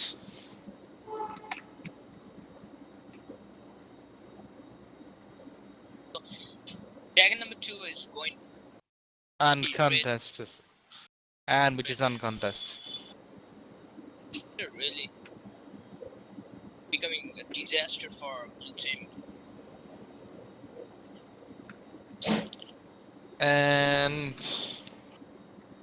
Dinzao is almost finished with his Devourer stack, and I guess he needs 3 camp to complete the stack. And meanwhile, Nasus did 315 stack in 17 minutes. It's a massive one. Last time I saw, I think Whoa! Captain Nemo is gonna be in a bad situation, but That he somehow missed. He managed missed. to get out away from Karma missed the Q, the ult and Q, and if it was hit, I guess he might go down. So Karma is doing a good thing because He's roaming a lot. Before she completed her Athens Arnold, she took that Middle East route, Middle East large route. large route. So it's a good idea. Maximize the damage. So is it going to be the Ludan Sicko or the Raven Sat? I'm not completely sure about. Either way, it's gonna be a good one for her. And Zinzao is complete with his stack. If you think about the laning phase, everyone is doing fine on the red team.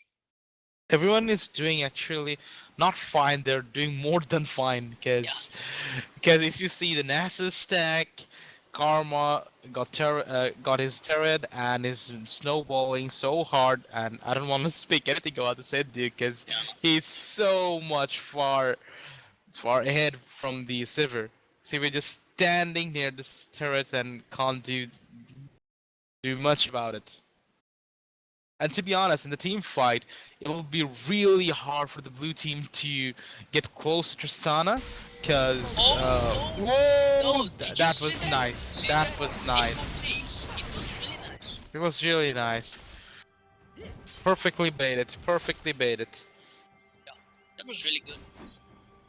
And if I were in that red team, I would definitely ban that Nasus. Last time I also saw this guy playing Nasus. He won up against Olaf in early game, and here the situation is kind of different. But still after that, look at the farm and the stacks from this Nasus. So why? Yeah, forget about the kill. This team? Yeah, definitely forget about the volley kill, man. But the farm is so ahead. Yeah. Oh my, I think the volley got DC'd.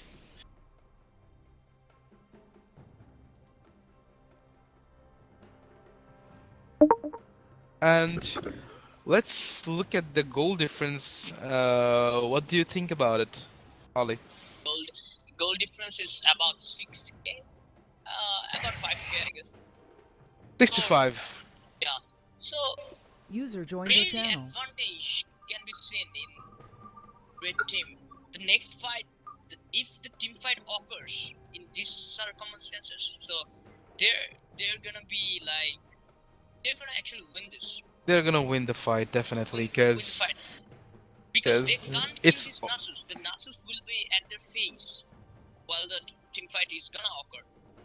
And their how they can damage play output is so the- much. the real idea from blue team right now is gonna be to avoid team fights and do some CS and stuff. CS and Snowball, because they can't win the team fight, so they just have to pick up the Hey, kills, wake up. get them out of position and pick up the kills.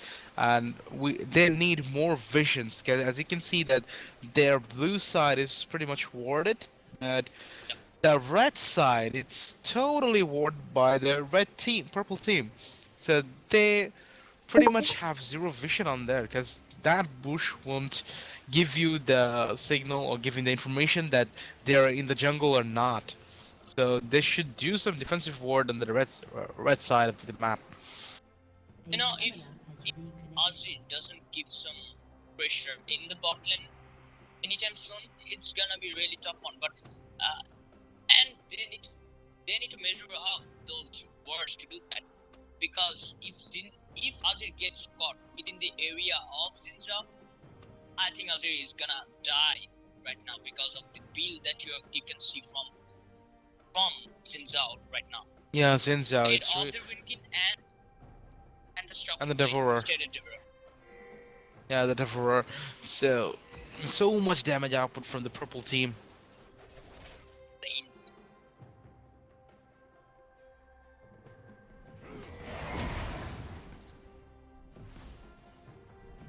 So this top threat will go down. I think Redemption. Okay, not pressuring that much. So Volker can farm it up a bit more in the top lane. They're right now farming more to cope up with that Echo's farm. Oh, still he's having more farm than As I said, the Nasus was planning to keep the turret so he can farm up more. So that's what he is doing, right, all the time. Yeah, So he can. Disconnected from your channel. Oh, Karma, a lot of damage we saw. And Leona got caught on the red side. Was able to pick up the kills. And I guess now. And finally, I guess the top turret will go down. Whoa, that's a good pick by the Echo.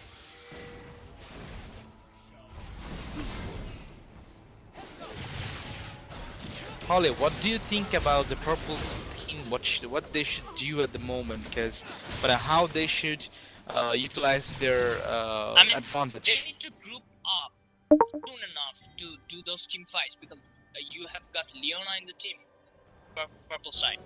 But there is, don't you think there's a problem with the team fight? Because if they want to push out the lane, they can't that much. Because Sevier, Azir have a really good lane clearing phase. Yeah, and that's the thing. And that Oh. fight on the top. They actually did a really good thing that the 4-man gangs at the top lane to get the Nasus. I think Blue team started working on what they should do. Yeah, they're coming. They're crawling up to the game gradually. It's a good one. And I think it's pretty much gone. Slayer Hex is down because so much damage from Tristana and Karma.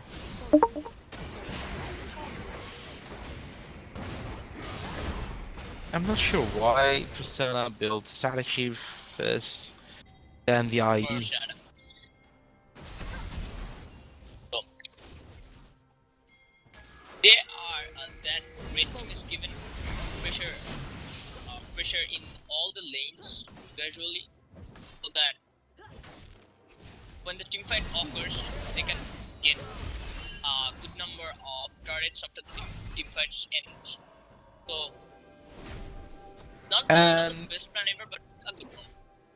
Holly, the thing is, as we predicted that the Echo should go with Cinderhulk and the Zonius item, but I guess Nemova is going total damage, and they're actually doing a good job, because that's what we saw. That's what we were talking about. That they should do some warding and pick up the targets and avoid the team fight, and that's what they're doing They're right now. picking it off, but I think the mistakes that red team is doing right now is just like overextending and stuff. That's what they're doing. Yeah, they're not grouping up. And Ooh, that was a nice hook by Nautilus.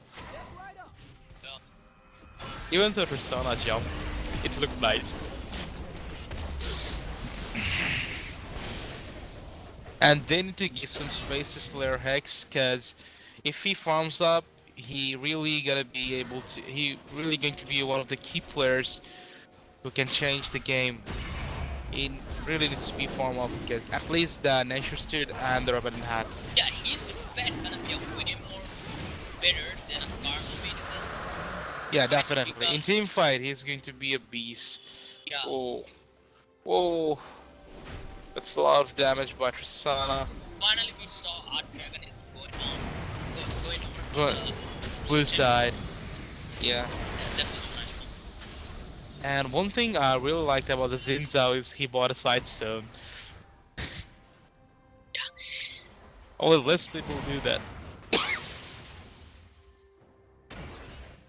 Nice spell shield by the Sivir. And volley would be able to be nice amount of damage by Azir.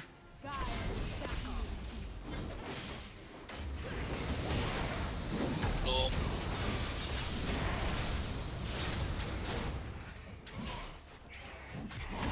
build advantage from distance from his opponent. If Commandos is really good because he's having one more build advantage here, so the impact Ooh, that a lot of he- damage from Nimohai. Yeah, I think Nice one one. Nemo Pai to carry this game because Yeah, Nimohai is because really now carrying the yeah, game. it should be Pretty nice. much. Because of the fact that you have got two AP champs there, so one of them will take it, the damage output will decrease. So it's a good idea for They're going for both of them to full do some snowball. damage. It's a really good idea. Yeah, they're going for full snowball. I really liked how they're able to just game back in the game, because in the most team you won't see that. I mean I'm not seeing in this tournament like that kind of situation where where one team getting advantage and getting out of it really the way they are playing now. It's really good. Yeah, the most of the game was like almost one-sided, but One-sided. this game is really getting contested. I mean, I would say, because they had the advantage, but I guess they started losing that thing. Yeah. I'm not understanding what will be the next build for Echo if you really want to go. He should have one, two items to tank for the team, because Echo, it's pretty much I would say it's pretty much a melee epi champ. So you need to survive you need to survive in the team fight. And Yeah, to because be honest, if a squishy Echo gets cut, he really need ulti to get back. yeah, definitely. Or on the other hand, the tanky Echo can survive. And Nemo Pai is really doing good on his W. I mean, like the shit. Oh. Oh. Wow. Nice amount of kiting he tried, but nice try anyway. I guess Koma wouldn't be able to pick up the kills. And Slarix DC'd. Never mind. Wow. That's a lot of damage by the Sith Duke.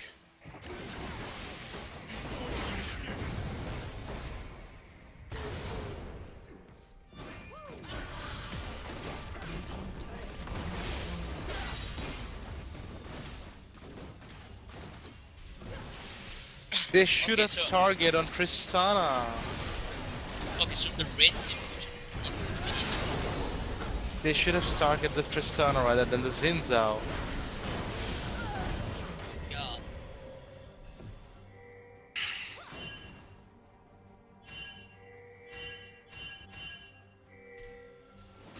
So the turret advantage, as you can see, is It's favor on the red side. favor on the right side. Pull it back. They need some. Those dragons or barons to come back the game. Oh. Nimova is totally carrying the game. Yeah, they won them by to carry. Nice round there. It was a nice round. So the persona is pretty much so ahead with the items if you compare with the Xavier, a 1BF sword, a vampire scepter. Is a lot for Tristana because Tristana really gonna give you a lot of damage.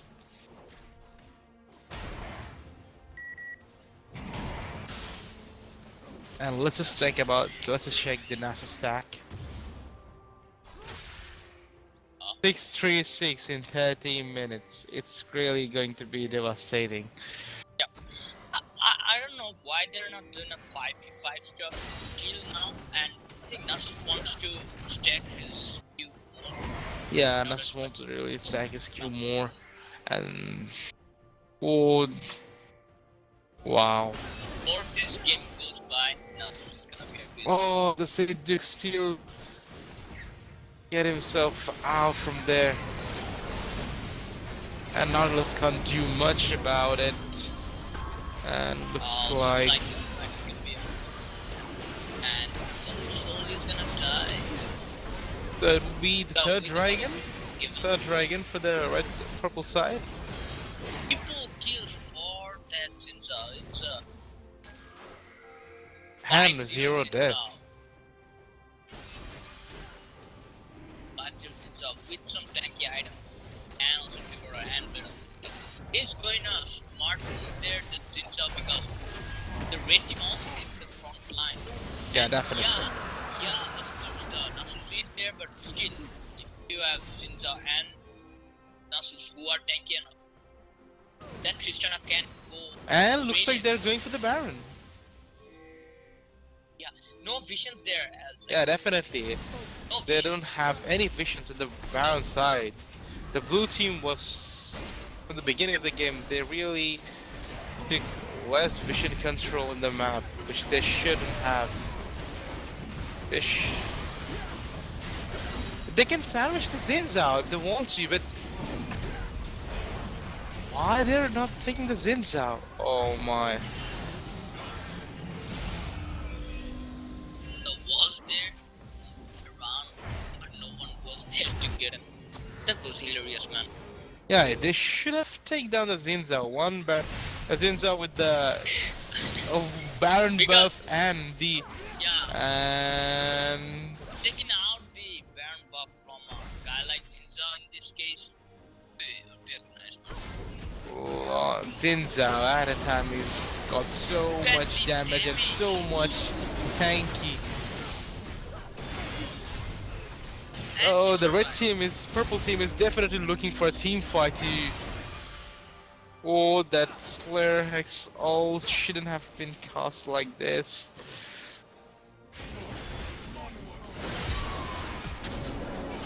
I'm a little bit behind in the stream. Are you what time you are at? Wow, wow. 30 to 47, 48. Okay, 47. I'm 33-3. Okay, let's just come. Oh, okay. What time you're at now? I'm 33-6. I'm 33, 3, 4, so I'm 2 or 3 seconds behind. Okay, Okay. that won't be a question. They should have been able to pick up. Captain Nemo is definitely down. Yeah, he's going down. I think the FK Madness. He should be more careful about making his position, so he can give some damage. Wow. Now, if Mendes will have her time putting up that skill shield in the right moment, because from enemy team, because most more amount of people has many spells to throw out to get away from that spell shield that Fever has. So Yeah. it's gonna be a tough one. If Nautilus can't protect Fever in this moment of time, Fever is gonna get no. But have you noticed that even though the purple team has a Baron buff, and they couldn't take any turret till now, which they should have. And there goes the 1v1 versus Sid, Duke versus Azir.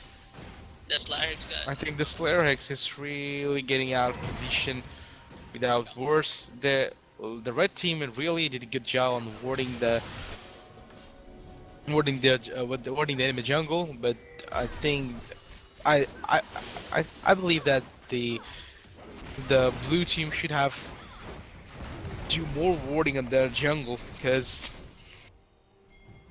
wow.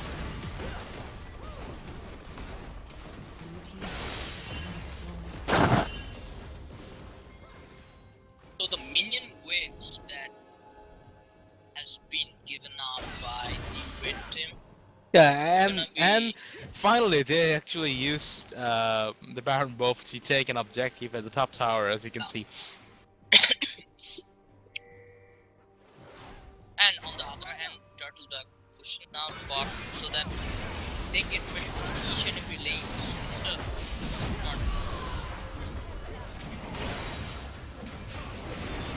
I didn't saw a straight up team fight yet. I mean the whole team fight as a 5v5. But what I'm seeing right now, that red teams are hungry for those turrets. Yeah, definitely they should, because they have the items, they have the advantage, and they should capitalize it. Yeah, they're doing it. Oh, Nemo. Tony, I don't know if you can trip it. Oh, the damage from Tristana. Look at the damage and also from the Karma. Dealing huge amount of damage. Both of them are killing 3 people and triple kill this for Tristana. And I think it's gonna be the end. I don't know. to me, yeah, I guess that it's going to be almost the end. Or as he Nautilus pick up the kill. Oh, the Nasus damage. I mean, I That told would you, take- I mean, if I were against those red side, I would definitely ban that Nasus. I mean, the farm and patience you can do in the game is enormous. Yeah, definitely. Okay, man, sure. If these guys came against our team, we'll definitely ban Nasus. Of course you should.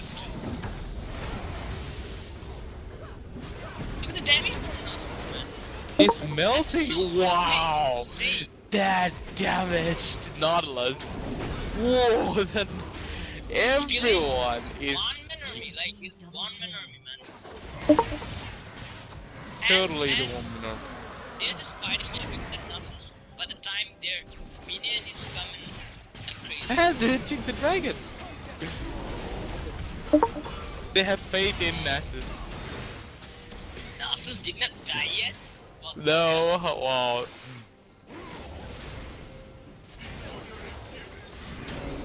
Nasus, please. dude, what the hell? He's not dying. He's still fighting. Oh, Tristana. This is definitely gonna be the It's end. pretty much GG. Turtle team really played with the patience, and Lane wise, you have to give credit to the bot lane and top. To the Yeah. bot lane, I'm gonna say they are really focused on the bot. That the Tristana here could go. I mean, they should have Tristana camped at the advantage bot of lane, dude. CV. They should have camped in the bot lane. They should have. I said Yeah, Duke I mean, is really good ADC, but he has shown that you ban my Kalista, it's okay. I have Tristana. So I guess congratulations to the team. Go nuts, red right? teams. Okay. To The the purple turtle team. dust team. Yeah, the Total Lex team. So thank you guys for enjoying the stream. I hope you guys liked it, and thanks to Mazda Network for the sponsorship. Okay, guys, thank you.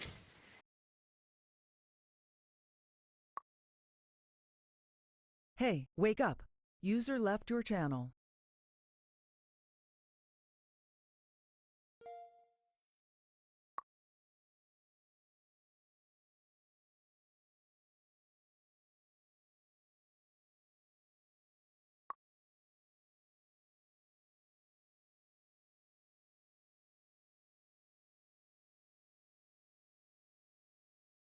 And the third match will come soon, pretty much. So I hope you guys will stay and enjoy the third match.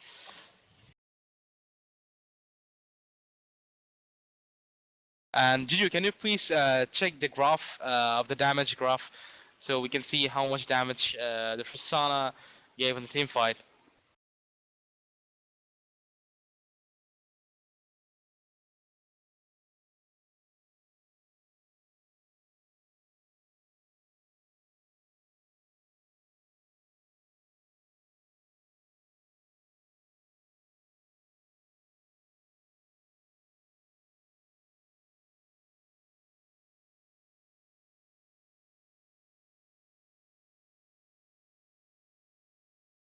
So 34,000, almost 34,000 damage from the Tristana. It's really good. It's really what an ADC should do in the team, but towards its team. So good job. Okay, guys, thank you so much for joining the stream. We're going off right now, but the Slayrex will come back with the third match. Yes.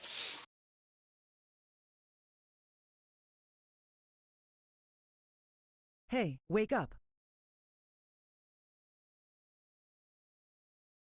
Of course, yes.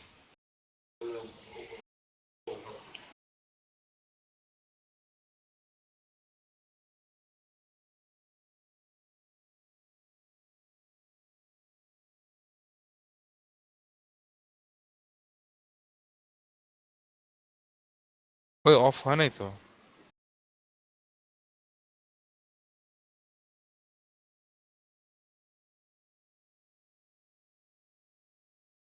আরে ভাই of করে নে আগে ইয়াটা of করে না মানে sound of করে না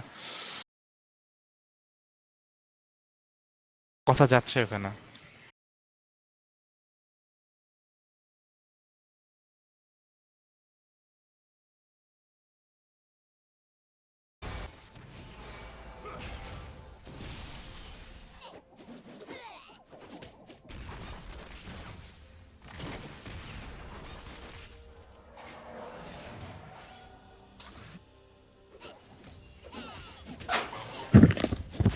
hello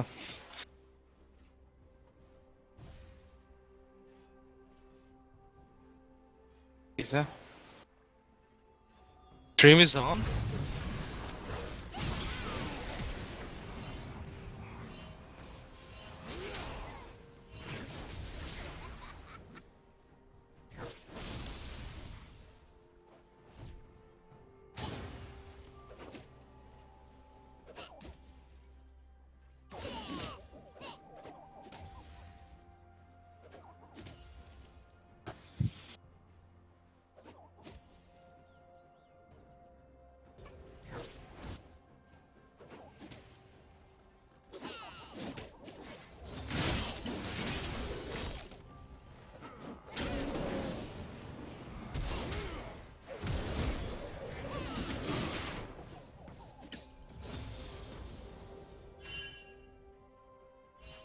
User joined your channel.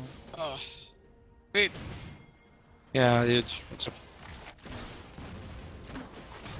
Started, sir.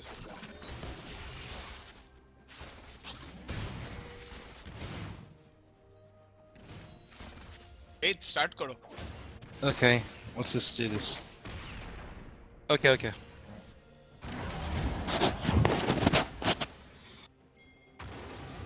Yeah, I had my client got crashed for some weird reason, and this getting. Okay, I am going into spec.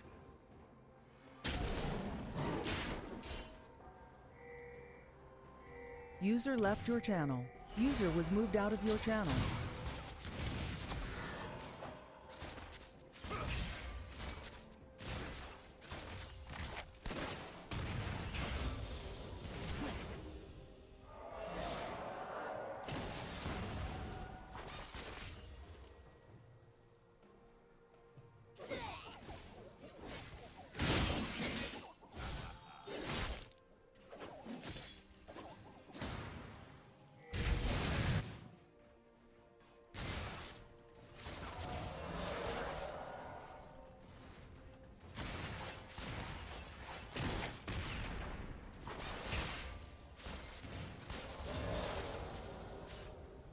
Hey, wake up.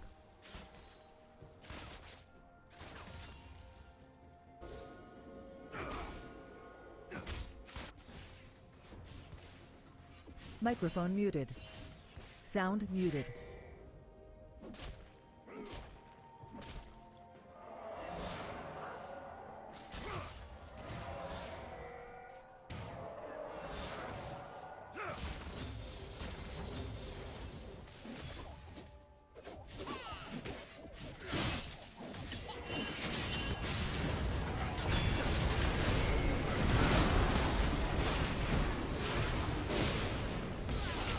Hey, wake up.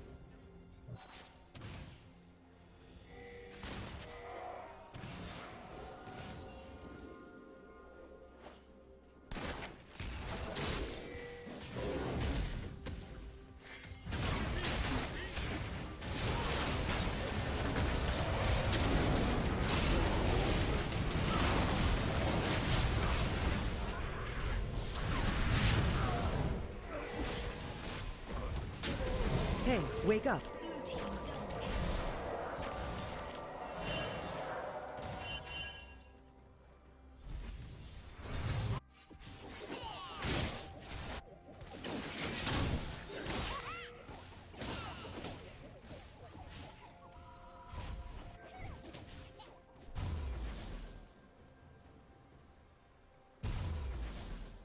Channel switched. Sound microphone activated.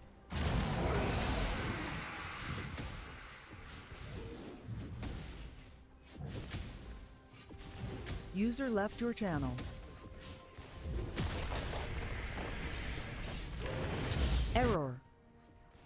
Channel Then switched. working by the 25. way. 14. 25. Juju, what's your time? User was moved out of your channel. Wow. Why am I so far behind? Can you guys go back a bit?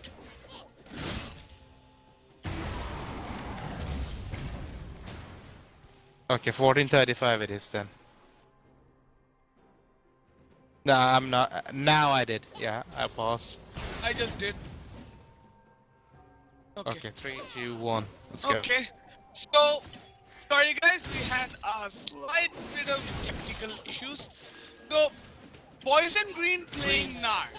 Poison Green playing Gnar. I've never seen him, and that's a lot of damage. Channel switched. হ্যাঁ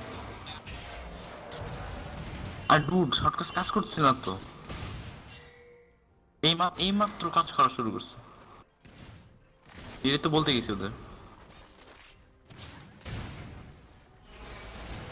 তো না আমি তো জানি এই আসি 15 তারিখ preparing for both tournament and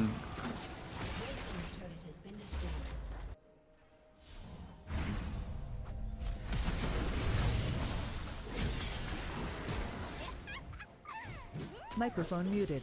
Microphone activated. Oh my god, I just heard my voice on stream. What the fuck?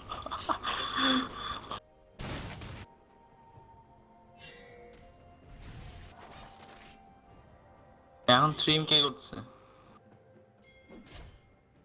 না শর্টকাস্টিংটা স্ট্রিম করছে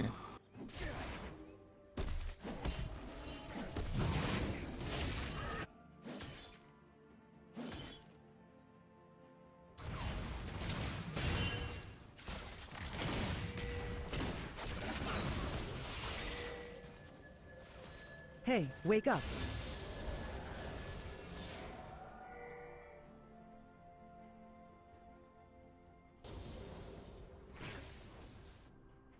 Hey, wake up.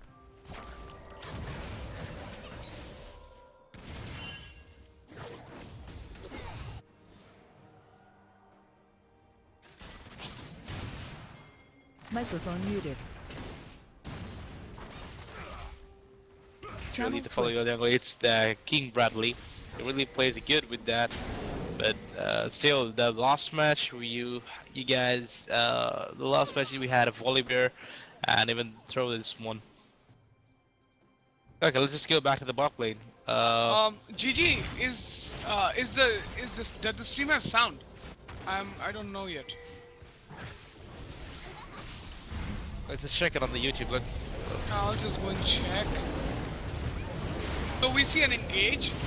We'll go after the engage. Poison Green takes down. But the Poison Green is So it's here. a 1-for-1.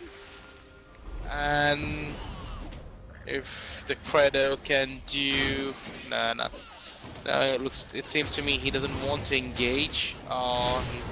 Or he does. Credo might go down here. Credo does go down. And he And missed. Yordle just knocks him up. Almost taking him down. The ult got cancelled. Yeah, so the stream is fine now. I just got news, so yeah. Okay. Sorry guys for the technical difficulties. We were having such problems, and so let's continue. I think the Jinx will be able to take a chunk of health from the turret, but And we have a pause. And pause. Okay. Who's DC'd?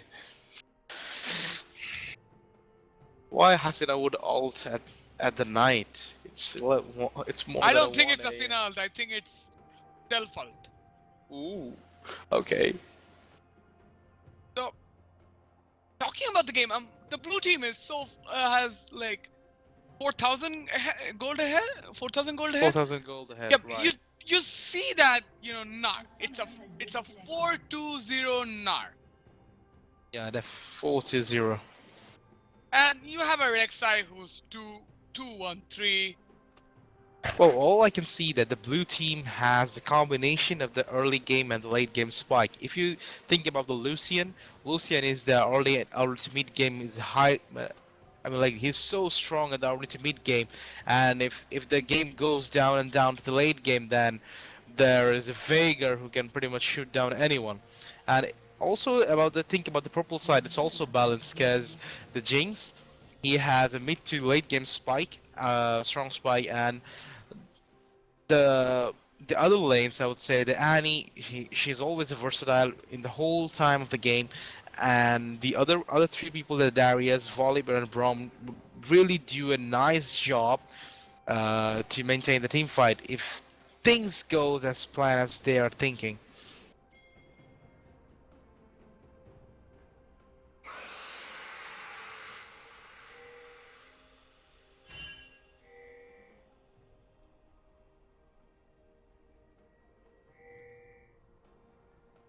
So, Jinx is farming pretty well comparatively, even Yeah, though definitely, she's doing an excellent job because even though she has a 2 death on her name, but still she is almost equal as the same as a death. But that's what Jinx should do right now at the game, because if she knows that at the late game she can pretty much destroy Lucian. I guess you're right about that. Yeah, I'm really good. I'm really having good feelings about the Jinx because she is really showing the patience what she has to do at the moment. But I'm just worried about the top lane because the CS difference between the Darius and Hey, wake up. Gnar is huge, and the Darius should go to complete.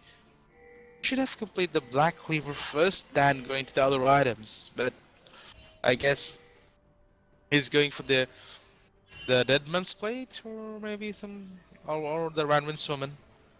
I don't know. Probably he's going for the Deadman's Fleet. The Deadman's Fleet is a very good item on Darius.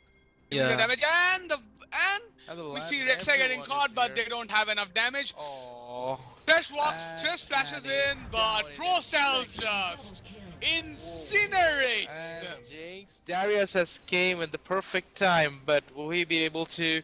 Oh, that's a good amount of damage from Jinx. Veigar flashes out. Poison Green comes Poison in. Green is here, but they should. They should be Win able the to fight. take down Poison Green, Oh no! but Wake up. Darius is just caught out. Ooh, a nice try from Fox. Nice try from Jinx, but unlucky User there. joined your channel. And I think Jinx might just die. Who is doing the OBS? Jinx. It's Juju. His mouse is probably yeah. Make sure that it's on yeah. Actually, And camera was stuck away in a is yeah back. place. Yeah, Okay, away can is someone back. tell me the timing? Yeah, The timing is 21-0, 21-1, 21-2, 21-3, Actually, keep saying the time. I'm a little ahead. 8, 6, 7. Yeah, you say it. 11, So 30. the red team is going for the dragon. It's kind of like a free dragon around here. And they do get the dragon and... Oh! Thresh lands the hook. The fight. They want to engage. There's a two-man knockup for Jinx. And there's the end. And that's a brilliant hook from Thresh. Braum comes in, but Volibear. Late game spike is going to be really a problem for them.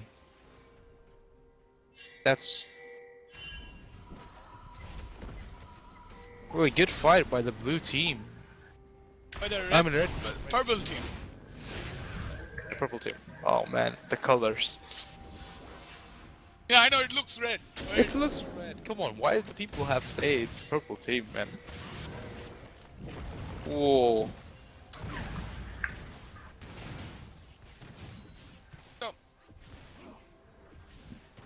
So Lucian is pushing the bot lane.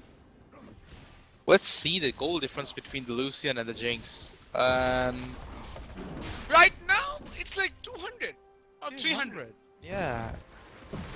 That's quite good comparative to what Jinx was. Jinx was very much behind, like 500 or 600 gold behind.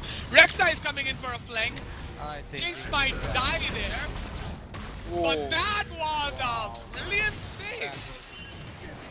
Braum But really that, good job on doing that. but Braum loses his life instead. Still, he But did he- his job to save the ADC. carry. You cannot say that, yeah. I say the ADC. I think I did my job. Yep.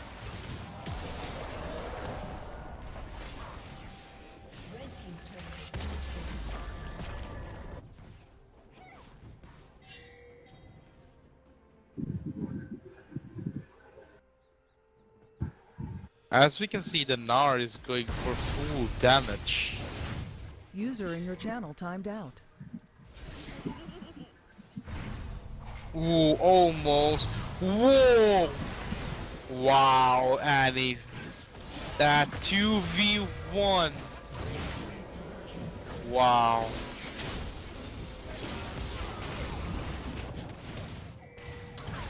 Death is in a really, really That bad really spot. bad position. That was a really bad position.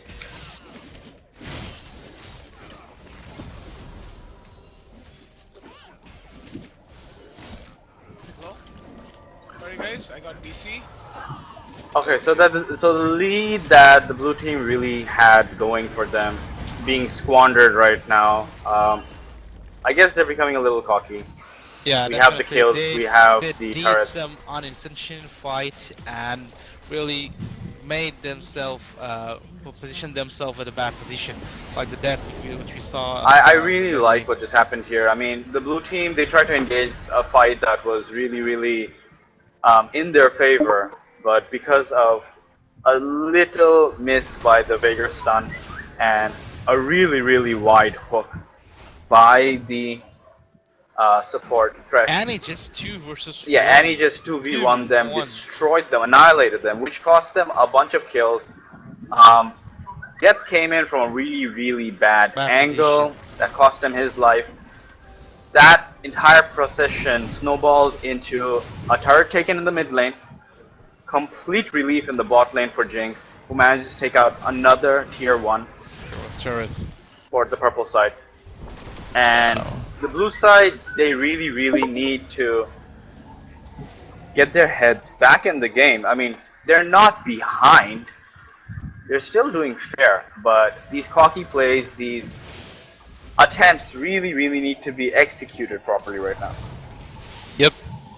Niobe, can you please tell me what time you're in? Huh? What time you're in? 37, 38, Okay, 30. fine. Well, I'm reconnecting, guys. Sorry, I got DC. I'm still waiting on this Volibear who's 95%. Niobe, what do you think about the Gnar? What should he build right now? Because yeah, I mean, Gnar, Poison Green is a very aggressive player. We all know that. I mean, we've seen him play all of these. Like, he loves his Riven. That day oh, that was a very, very nice hook. It brought Annie right back into the Dark Matter. But that crit from Jinx almost manages to take out Thresh. Whoa. Beautiful hook landed. Beautiful completion on the hook. The play ensures that those two kills go through. But the teleport does come in from Darius, who walks in and does what he does best. Dunks right on top of the little guy, takes him out. So that was a 3-for-4 exchange. The top turret is going down for the red side. So all in all, a good fight for the blue side. They managed to pick up a good number of kills and the turret. So the goal lead does go back up. Yeah, the blue team really need to do this more often. Really, really exceptional death sentences thrown out there by the support. Hats off to I Killed Van Gogh, knowing when to re-engage even with the low HP. Landing that hook, the follow-up, the flay, ensures those 2 kills are made. Yep. So a really, really good fight for the blue side. They really need to keep this up right now.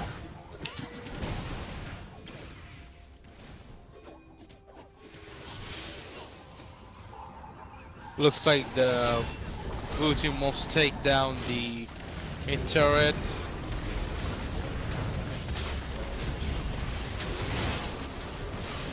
Oh, no one noticed Jinx. Wow. That's what I talked about, that the Jinx in the late game would be a problem. So a triple kill goes over to Jinx. A really nice fight there. Darius almost goes down, but Still managed to complete survive. ace for no deaths on the purple side, and the gold is really swinging back to the red side. So a really back and forth game. Now that Jinx is really hammering with those crits. Free Dragon is going over to the red side. Jinx just took down another turret. So the fights are being handled in a very progressive manner, ensuring that the team fight is won and objectives are picked up to follow up. User left your channel. William, what do you think about the percentage of chance of winning the team? Like, which team would have the better chance to win the game if the things goes as the things what are happening right now? Well, both teams have a very strong lineup, but the purple side, excuse me, with the three really chunky frontliners, are probably going to be able to sustain team fights longer, which means that more damage is dealt out. It's really hard for the blue side to get into the main damage dealer, the Jinx. Anyone tries to go near her, even if they reach her, they can't kill her because Annie is nearby, and if she has a stun ready, then Yeah, it's pretty nothing. much Nothing is happening to Jinx while she is just dishing out those crits. Yeah, the purple team has a better composition to start the fight. Yeah, because for a the really Volibear, hard he- fight. Yeah, if the Annie can land on the 3-man's, at least the 3-man's ult and the Braum ult and the volley flash in, so it will be pretty much unavoidable. Yeah, they have a beautiful team composition right Yeah, now, along with all the CC on their side. Yeah, definitely. For whether it's engage or peel disengage. The blue side are very strong. If they can really play around the Gnar ult, it is a game changer. It Yeah, really is, especially with a Veigar who can dark matter an entire area. If Gnar managed to land an ult, 2, 3, 4, 5-man ult, and dark matter falls, half of the HPs are gone right there. Gone right Baleful there. Strike comes out. One person definitely goes down if he decides to ult somebody. On top of that, there's the Thresh who really can engage. Thresh can engage, Rek'Sai can as well. There is a lot of engage potential there. But it is really hard to play around those three heavy frontliners on the purple side. The red team shouldn't. I mean, the purple team shouldn't start the fight on their jungle on their jungle if they don't have any words. Because as we can see that they don't have any vision on the blue side of the blue team. So if they want to pick up any fight, then it should be the red side. What the blue team is doing right now, they're trying to power their way into the down through the mid lane because they have. But they Apart from can't Jinx. actually, because the Jinx with the rocket. She has a lot of wave clear. They're trying to rely on the boomerangs and the dark matter from Veigar to clear waves, The along with both Lucian. team has a really good clearing phase, lane clearing phase. Yeah, I mean they're both really good at pushing lanes right now. Since we're really into the game. What they can do is that they can do the Baron attempt or Baron bait. So if in that fight, if they can take the Baron, so they can push up the lanes. But if they don't, they do some team fights, and the losing team, the winning team would get the Baron and start making the push. Yeah, about 10 seconds from a while ago from now. Wait, the Gnar ult is off, and he is in a really bad spot. That was not a stun. He spends his stun on minions. He could have ulted those three people, stunned them, and tried to get out. His Gnar bar was going down, so he would have that hop available. That's actually I think really that was a good misplay. job by the purple team, because Yeah, the purple team really did manage to capitalize on top of that. on that. So the turret is nearly the- indefensible right now because of the positioning of the blue side. The ADC is really, really far away.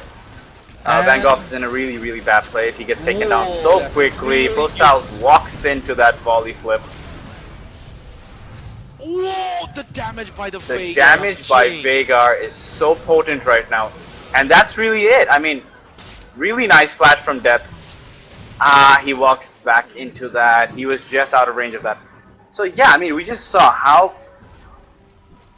much damage the Veigar can deal out. give. And the Veigar, I mean, the blue side really do have a better engage comp. So if they can engage a fight first, then definitely they will win. Yeah, definitely. Wow, Poison, so Oh, Poison, aggressive, geez. so cocky play. Yeah, but that was kind of a win. I mean, he has been dying a lot, but that was a shutdown, so he gets a little gold there. So yeah, I mean, if the blue side can engage a fight first, Yeah, if the then blue we side just is saw what definitely Veigar have can more- do there. Yeah, definitely. If the blue side, if the blue side can engage the fight, they really have a better chance to win.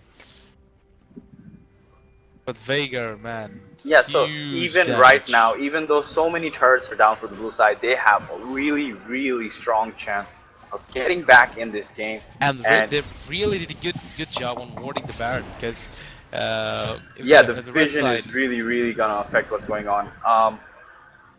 I think they really need to communicate their positioning better. There was an opportunity there for the red side to do the Baron when you had first mentioned it, because they saw that the Lucian and the Braum were in the bot lane. So that would have been a 5v3 situation. but looks to Beta- me they want to get the want to make the fight at the dragon side. So let's see what happened. And The blue side should let the red side start the dragon, take a few hits, yeah, and then try to definitely. disengage them. Either that, or since it's only the third dragon, they should allow the red team to just have this and push down the middle and take that turret. They really need to get back some objective. The third dragon isn't as important. Actually, they can also do that.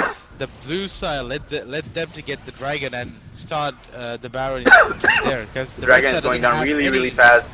Braum is in a bad spot. Oh. Rek'Sai dives in, but he doesn't manage to catch anyone yet. Rek'Sai should be taking out the Jinx instead of running away right now and drawing Jinx back into the fight. That fight started off really well. They took out Braum so quickly. It was a 4v5. They should have peeled for the cooldowns to come back in. They didn't even get the dragon. So an ace, only one member from the purple side goes down, and the dragon as well. This is definitely the bot turret going down. They have the HP for this. They have the wave for this as well. But they're rotating around to Baron, I believe. Sorry. A beautiful team fight by the red team. They can just do Baron. Yeah, the they rest really shouldn't- can. They have the damage. They have the they have tanks. everything. They have damage. Annie going over to ward right now is really, really unnecessary given the team just came up, but it's not gonna affect them. There's Braum, yeah, Braum. So 5 members of the team are getting this. They need to defend the top turret right now. Yeah, it's a lot of push at the top turret. Yeah, so the enhanced recalls, no pressure on the top turret at all right now. The blue team really, really need to make better decisions. They were in a 4v5 situation. They could have pulled that off a lot better. Braum was really out of place. They managed to capitalize on that, but Rek'Sai just went too far deep. No one to protect the squishies, the Lucian and the Veigar, and really, really just cost them. Well, actually, the User Braum get disconnected caught, from but your channel. the good thing is the the Veigar, he spent his ult on Braum, which he shouldn't. He should have kept that for the Annie on the Jinx, but Braum died. But still, before he died, he took one of the important ults of the blue team. Yeah, so it seems like the blue team are really scrambling for kills right now. Yeah, and they're like, just kill the first person that's in front of us, instead of planning it out, thinking that no, this should be saved for this person. And the red team should ward to the blue side jungle, because technically it didn't have any vision.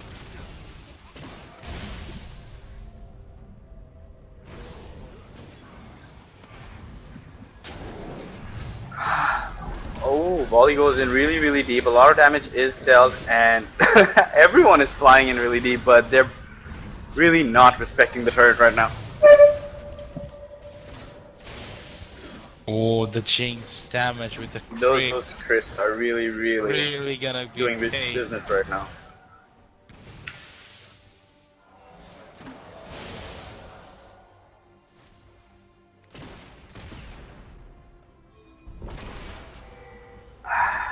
So I'm expecting a little lull in the team fight section. The blue team really need to simmer down right now. They have really, really fallen behind. The goal lead has switched over to the blue side, the purple side. The blue team really, really need to focus on maintaining. Whoa, That was a really, really cocky Annie flash. She manages to catch out 3 people to go down so quickly. Braum falls up, ensures that Annie survives. And they're not even safe near their turrets right now. Yeah, definitely the Baron buff and Oh, that crit! that damage, that crit. That's all. The late game, the Lucian will fall and the Jinx. She really has a late game power spike. So the blue team did what they were supposed to do. Their early game, as far as the bot lane was concerned, was really strong, and they managed to make use of that, but they really could not convert it as far as the team goes. Oh, that's flash and Another rocket launch. kill for the Jinx. Oh, that's a pretty good ult, but Yeah, 3-man ult, but just not enough damage Not to enough damage, right. capitalize on top of that. That volley passive is costing Depth his life. So the tanks are really, really tanking. Jinx is just chunking health out of that. That crit, I mean, these crits continue to surprise me. I've been seeing them for the last few minutes, and I continue to be surprised. This is definitely the game. The death timers are just too high. The shortest one is on 12 seconds right now. This is definitely GG. A really, really good, strong comeback from the red side. Yeah, definitely. They did what they had to, because in late game, they are more stronger than the blue side. So, congratulations to the red team. And Yeah, so that concludes our 3rd day of the Syndicate Fall Championship, sponsored by Mazda Internet. the internet. And if you can see the graph of the damage deal, that Jinx did 35,000 damage, where the Lucian is 30, and Annie really gave a lot of damage than the Veigar. It's more like a 70 to 8k difference. Yeah, her stuns were really spot on. Those were like amazing. Yeah, She that's always managed to catch more than one exactly. person. The more than 3%, if the Annie can land the more than 3%, then definitely the fight will One go right to the there, red yeah, side. Yeah, definitely definitely. will go to the red side. So along with the really strong front line, Annie chose to become a front line, go in, take him out. That last flash stun was really, really The nice game to watch. changing. Man, I mean, like the game changing. I would say this game ending fight would be. A really, really strong performance and comeback from the red side. The blue team did what they had to do in the beginning, but they couldn't carry that forward. They were stronger, but they didn't use it to push objectives, and that really cost them. They did become weaker. The Veigar was really strong, had a lot of damage. They just couldn't utilize it. They couldn't create situations where that damage could be displayed, and that cost them the game. Definitely. So, yeah, I mean, I don't know if you could call that game a throw, but the red side really, really outplayed That South team there. was actually not the throw. I would say that the It blue was an team outplay. couldn't capitalize. They couldn't capitalize in the early game.